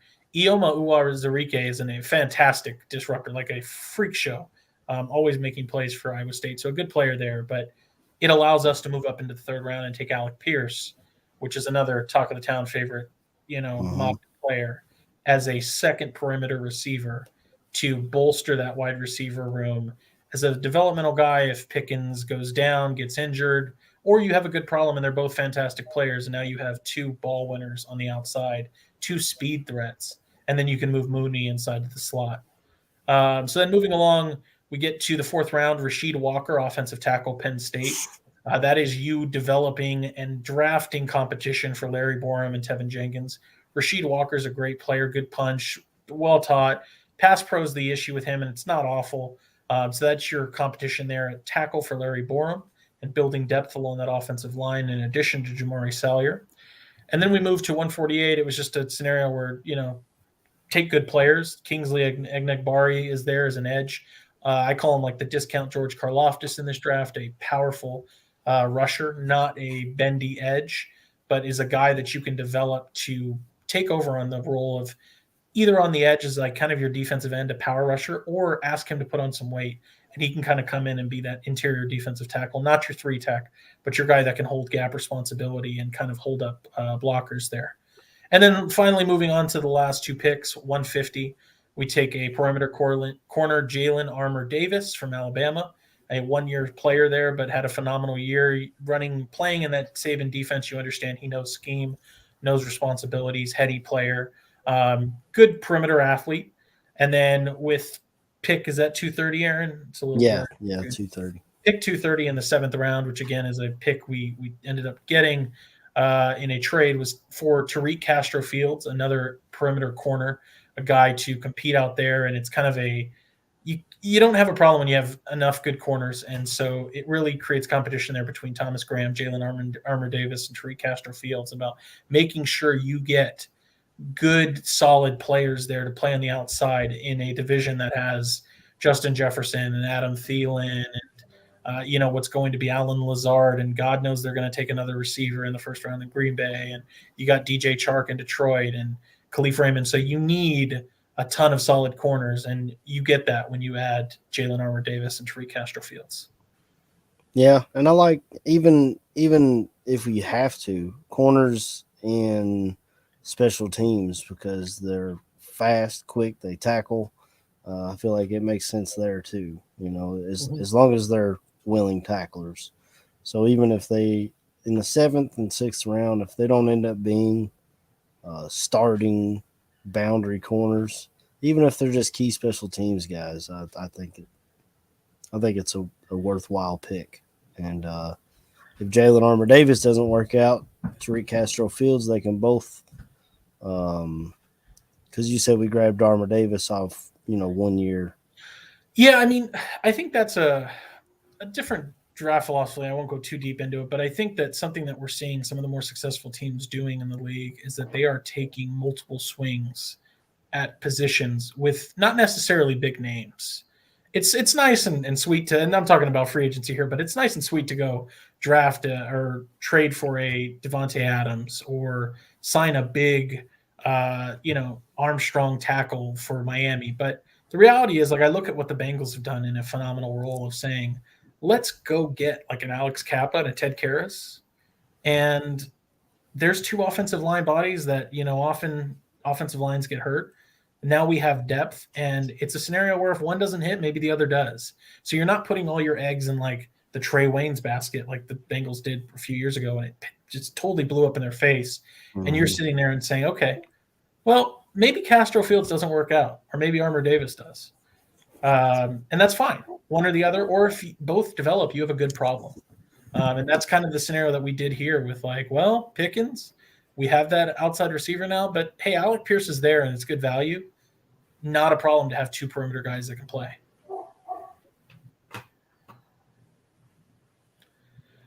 Sorry, my dog's going crazy upstairs, so I had to you're good. Up the microphone. I didn't know everybody to hear that. I know it depends on the board and who's there, but I like the way that you guys targeted those positions that will be coming off the board quickly, like wide receiver. Like Jordan said, I thought my guy's David Bell because I watched him light up the Hawkeyes this season. David Bell's awesome. I love David Bell. I love the Penn State kid too. Good receiver. I mean, I don't know. Like I said, I watched some college football just for handicapping, so I don't know. I actually was clamoring for DeMonte Casey a couple of years back. Yeah, me too. Well, for the I Bears, played high school ball with him. He's a fantastic player. Yeah, a little small but great player. Good nose for the ball. But that was a while back. But I would love to see them sign him, though. Yeah, yeah. I just my concern is the offensive line, and then the defensive line. We missed out on Ogunjobi, but I don't know his Instagram photo. He's pumping Bears weights. I don't know if he's maybe he'll come back. But the lines are the concern for me. I know the wide receiver room is there's a few extra chairs in there, but I think you got to get stronger in the trenches this season, or we're going to be in trouble. Yeah, I mean, to kind of piggyback off what you're saying too, Chad, that's what I loved about this mock and this idea here is I don't know how any Bears fan honestly could be unhappy saying your wide receiver room has Pickens, Pierce, Mooney, Pringle, Moore, St. Brown, Newsome, and then you're saying, oh, what's your offensive line look like? Oh, it's got Tevin Jenkins, it's got Larry Borum, it's got a 5-star player from Georgia and Jamari Salyer. It's got Rasheed Walker, Penn State offensive tackle. They're coached well. Like, it's one of those things that I don't know how you could look at that offense and say you haven't heavily invested to ensure that Justin Fields has a chance. Right. Yep. Yeah, I agree completely. I like. I think my favorite. Someone said in the chat. We spent 20 minutes comparing Pickens with Alec Pierce, and we end up with both of them. So I think that's a good. A good draft good strategy. Players. Yeah. Hashtag take good players. Yeah. Boom. I agree a lot with AC because my default position is SEC players. That's the best conference in college football. Like let's just if you're thinking between two players, I'm thinking the SEC guys. The talent level is just a little bit higher. Well, and that's what you kind of see when you take George Pickens over Alec Pierce. You take Jamari Salyer over, and Sean Ryan wasn't there, but even if Sean Ryan was right there with him, I'm taking Jamari Salyer over Sean Ryan for the interior offensive line spot. It's not a bad strategy the reality is if all things are even and you're looking at what puts the cherry over the top on somebody, SEC competition doesn't lie. It just doesn't. Mm-hmm. Yeah, and that's why statistically they put more people into the NFL than any other conference. In the past, I think 20 years or so, the SEC has put more guys in the NFL than any other conference every year. We didn't come away with a safety. I can believe that. Like I was saying there at the end, and Jordan touched on it, safety could be looked at as a huge need, but I feel like there's still guys that you can get either undrafted free agents or even free agents after the draft is over with. Like we signed Gibson 2 years in a row, I'm pretty sure after the draft, post-draft. So you're going to have guys there, and you also have some guys that might get cut because they get drafted over. I think Landon Collins is still out there. I think like you guys talked about, Casey still out there. I believe Keanu Neal is still out there. So you've got some names that are out there that you can bring in post-draft if you don't hit that position in the draft. I just felt like we had other needs that we had to fill. And I really like the way our draft ended up. And I really appreciate you coming on, Jordan. And I feel like we can kind of make this a permanent thing if you're down with it. I mean, I know it's early for you through the year, but Badge retired this year, and Bobby's got a ton of stuff going on every Sunday. KB, we know how his schedule's crazy. So if you want to come on through the year, I mean, I'm totally good with idea. Adding Jordan to the Tailgate. I completely agree. You fellas are incredibly kind and gracious in your praise. I would be honestly honored. I enjoy just talking Chicago Bears with fellow fans, and I had a great time today. I appreciate it, and I'd love to come back on and do more of these. Sorry to crash your show. I had to ask my question because it's all good. I haven't been able to. Right, I haven't been able to get into the chat much today because where I was sharing the screen, I'm watching it here on my phone on YouTube, so I'm seeing what they're saying. Don Burr absolutely dying for us to put his freaking comments up on the thing, but I can't remember which team he likes. I think it's Bears because he's on a lot of Bears shows, and so I mean. I'm keeping up with the chat by looking at what some people are saying. I was really enjoying the show, doing my chores around the house and stuff. So I thank you for that. I love the conversation today. It was just so good. Yeah, I mean, Jordan was so knowledgeable, man. He came and he knocked it out of the park, dude. I tried to when I could just bring up random 6th round corners, and he's like, oh yeah, scroll down a little bit, let me tell you about this guy. I'm like, hell yeah, that's my shit right there. So like I said, I feel like we all became more knowledgeable Bears fans today. Absolutely. I haven't had the time to do it this year. I've been so busy. I love doing mock drafts. I just have not had the time this year. But who do you like today? I know NBA. You got the Bulls are back in action. Man, the Bucks are a tough matchup for the Bulls. Really Vooch is soft. Vooch is soft inside, man. I'm telling you. Yeah. They tried to send 2 or 3 guys at Giannis, and the open jump shooters lit them up early, and they couldn't recover in the last game. I mean, the Bucks are just a lot deeper than the Bulls, and I think even with Middleton, I mean, when out, they lose Middleton, and then they still win by 20. That's what. Yeah, they're the world champs. So, yeah, I love the Warriors. The Nuggets are just a bad matchup for the Warriors. You know, they have Nikola Jokic, and that's it. Nobody's stepping up. You know, I wouldn't be surprised if the Warriors sweep today.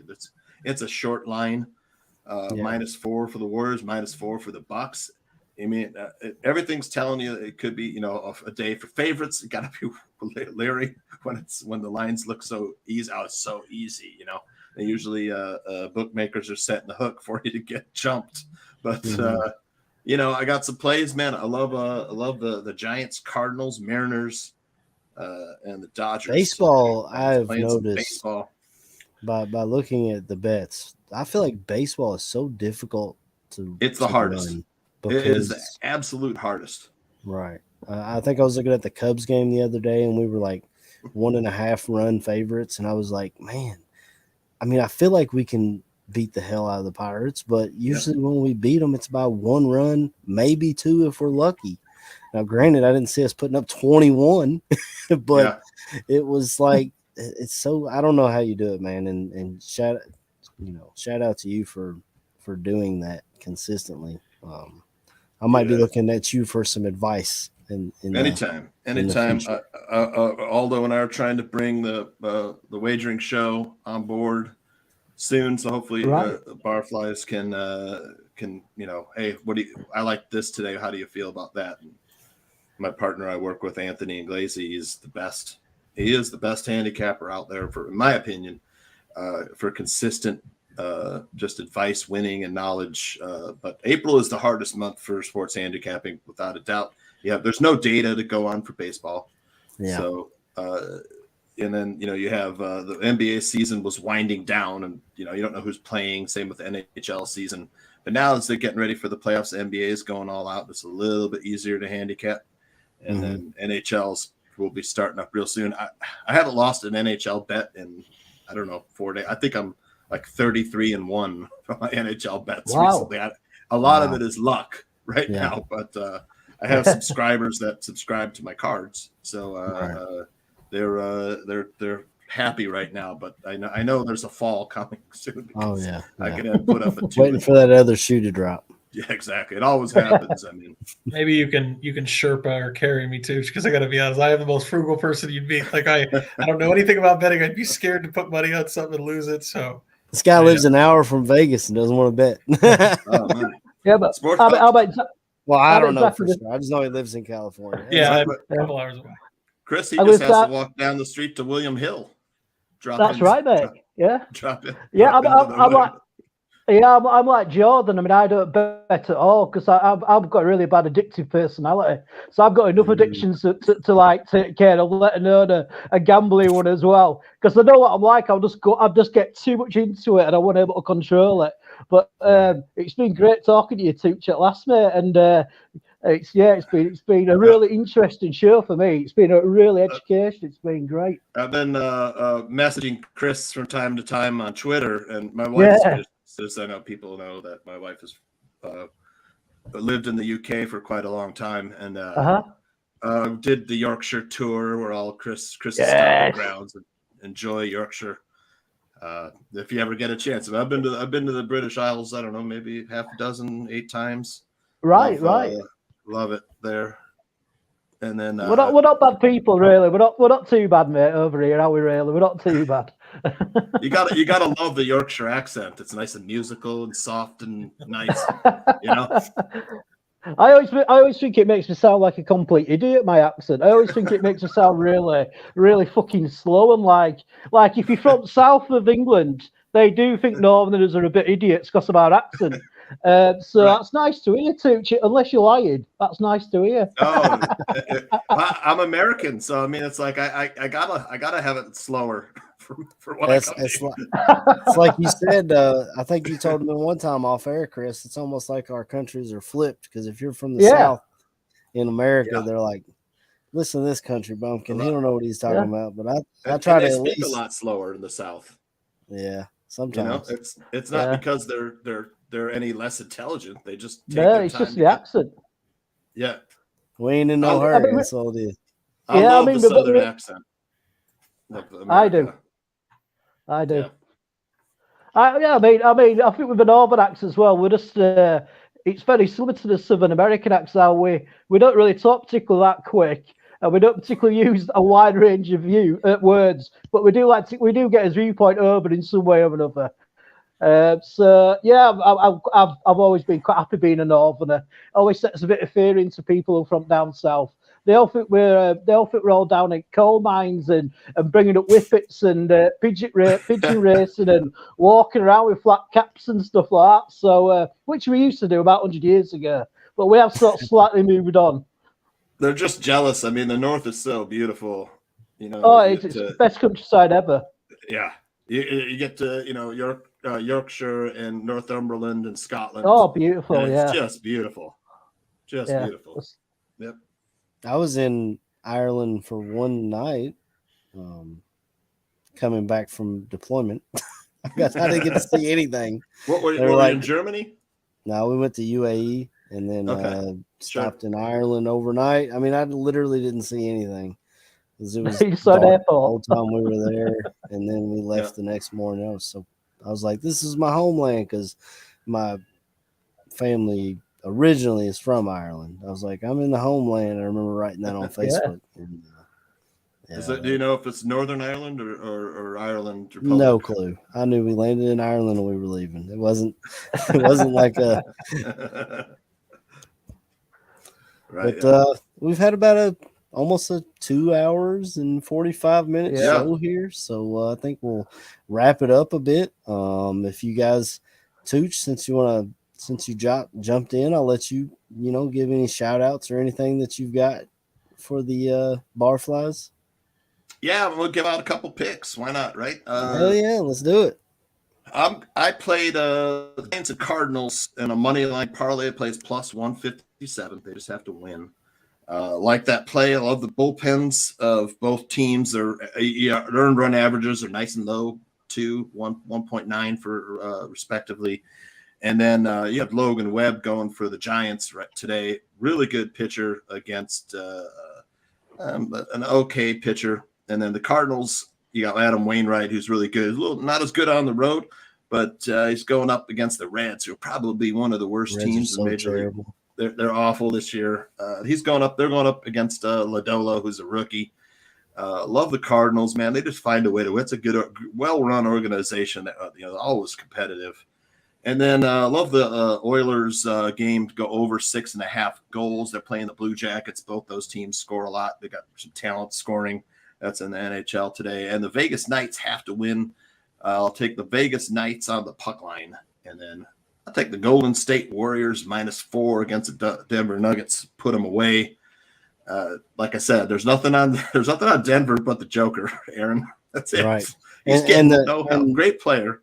The reason I had bet the Warriors before was I looked at game 1 and game 2, and they won both of them by like 20.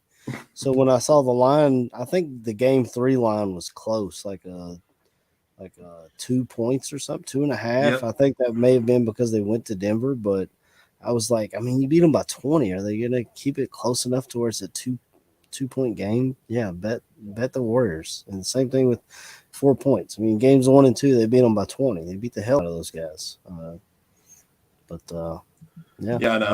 with that one. If the other basketball today, I would take the Bucks.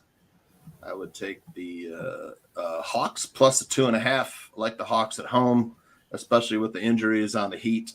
The Heat plays some tough defense, but I had the Hawks in the last game. That was a little bit of luck, but I think they won by 1, right? Right, they had a last-minute floater by Trae Young, but that was the other one I had called. I called the Hawks. I love the backs against the wall. I love that story, because the NBA wants to sell more advertising for all these games.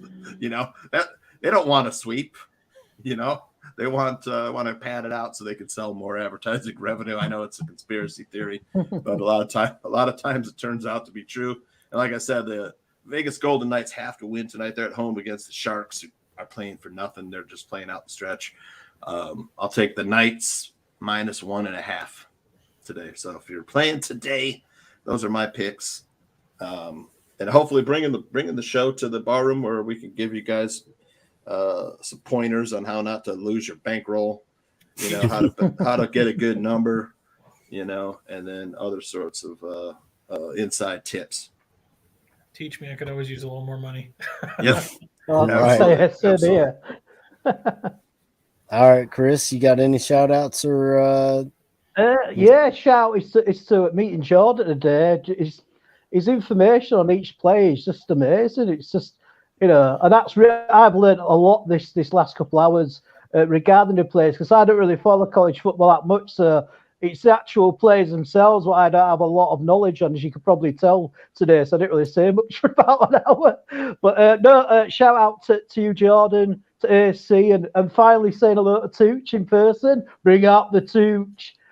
So they're my shouts out, and everybody have a good week, and I look forward to it when we're all back together doing another show. Yeah, I think we're going to do a recap show next week over the draft. I've been sure in talks on Twitter with Robert Mays from The Athletic. He said he would come on the show, but he can't do it during the draft week because they're crazy busy. But I messaged him. Yeah. I was like, well, do you want to do the week after? And then I realized the week after is Mother's Day. So I'm trying to get it lined out, but I'm hoping we can land Robert Mays. If you guys listen to the Athletic Football Show, he's on there. It's very entertaining, very you can learn a lot like you did today listening to Jordan, because they talk to so many guys, different analytics and different teams and tons of information on the Athletic Football Show. If you don't subscribe, I feel like Dane Brugler's The Beast, which covers the NFL draft, by itself is worth what you pay for the Athletic. And they usually got deals going on. I think the first year I signed up, there was like $1 a month because they had some sort of Black Friday deal or something. So I was like, hell, why not sign up? And now they've got me hooked, and I sign up every year and pay the regular cost.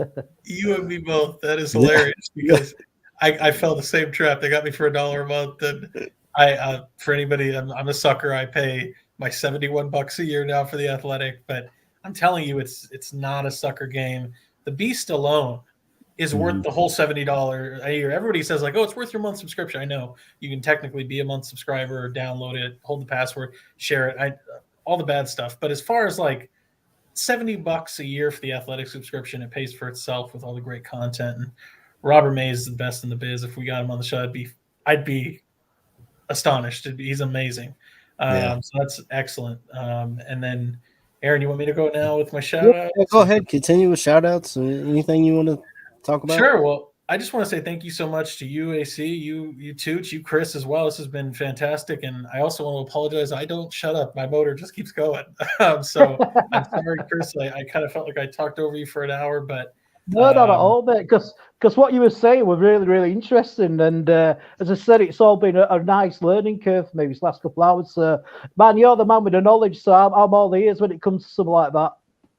Well, and I really appreciate you guys just even being willing to have me on and give me the platform to kind of talk and wax poetically about these different prospects. I love a lot of them. That's awesome. And I mean, I hope to be around and do this a little more often with you gentlemen. This is a fantastic time. And to all of you, I hope you have a wonderful week. It was nice to kind of finally see Tooch. I watch Aldo and Bears and Aldo and Dan bare their souls all the time and see you on there coming in later. So it's good to kind of put faces and names and hang out. And this was a good time. Cool. Yeah, I usually have to go back and listen on Spotify because 4 a.m. comes early for you boys. So I usually go back and listen the next day. But it's always Same here. entertaining. Jim McMahon interview was incredible. Yes. And I mean, who lands Jim McMahon? I don't think I've heard him on any other show, honestly. Maybe I'm wrong. Maybe I just don't listen to enough. Maybe Don Burr can tell us if Jim McMahon's been on any other Bears shows. Todd would know. Todd, your resident Bears fanatic. Yeah. But, Shout out to you guys, especially Jordan, man. Thanks for coming on and sharing all your information, your abundant information, man. It was so great because I feel like I know quite a bit about college football, but the way you were talking about some of these guys that I've never even heard of, I was like, this dude knows his shit. And we definitely like that. I love being informed prior to the draft. So no matter which way it goes, I know a little bit of something about each of these guys, or even some of the guys that maybe the Packers grab or the Vikings grab. And we can say, oh, watch out for that dude. You know what I'm saying? So I really appreciate you coming on. And like I've turned Chris into a Kentucky fan. You might be a little too far away from me to turn you into a Kentucky fan, but your information was great, and you're welcome every week. I'll send you the link every week, and we'll get this going. We got to get Tooch or Aldo to fix that the intro to the Barfly Tailgate show. I couldn't get that thing out either. I don't know. I couldn't find out where it was. Usually it pops up, it's like to remove that thing, but looks like it's gone now, maybe with the layout we have. But, I was able to click it off. Okay. When I stopped sharing my screen, I was able to get it off of there. Okay, that may be why. Maybe we've got the system confused because we got two people in here with the producer stuff. I don't know. But the intro to Barfly Tailgate, and I guess we shouldn't talk about all this on there, but it's it's got Mike on there, and it's still got the swag shop and stuff, and I'm like, that needs to be fixed. So maybe this week or post draft we'll have the new intro and set all that up. But I appreciate you coming on, Tooch, and talking bets. Thanks for having me, man. I enjoy it, man. I felt like we had a really good show. I hope it was entertaining to everybody. I know there was some, not very many, because Jordan filled in a lot of the space. Without Jordan, there would have been a lot more space, dead time, white noise, or you know what I mean. There would have been like dead air. I would have been dead air. That's the word I was looking for. I would have been over here scrolling. And Chris would have been like, we would have been talking. We would have ended up talking about something completely not really on about the draft. That's basically what would happen there. See, if it has been left to me and you, we would have ended up talking about something strange or weird or taking a piss out of something. But no, I've completely enjoyed it. And if my phone just dies, I've literally got about 2% left on my battery. So if I just go, I'm not being rude. Well, I guess we'll wrap it there's up. no better way to say that now than to hit everybody with a fat ass. Bear down. Bear down. Bear down, mate. Bear down.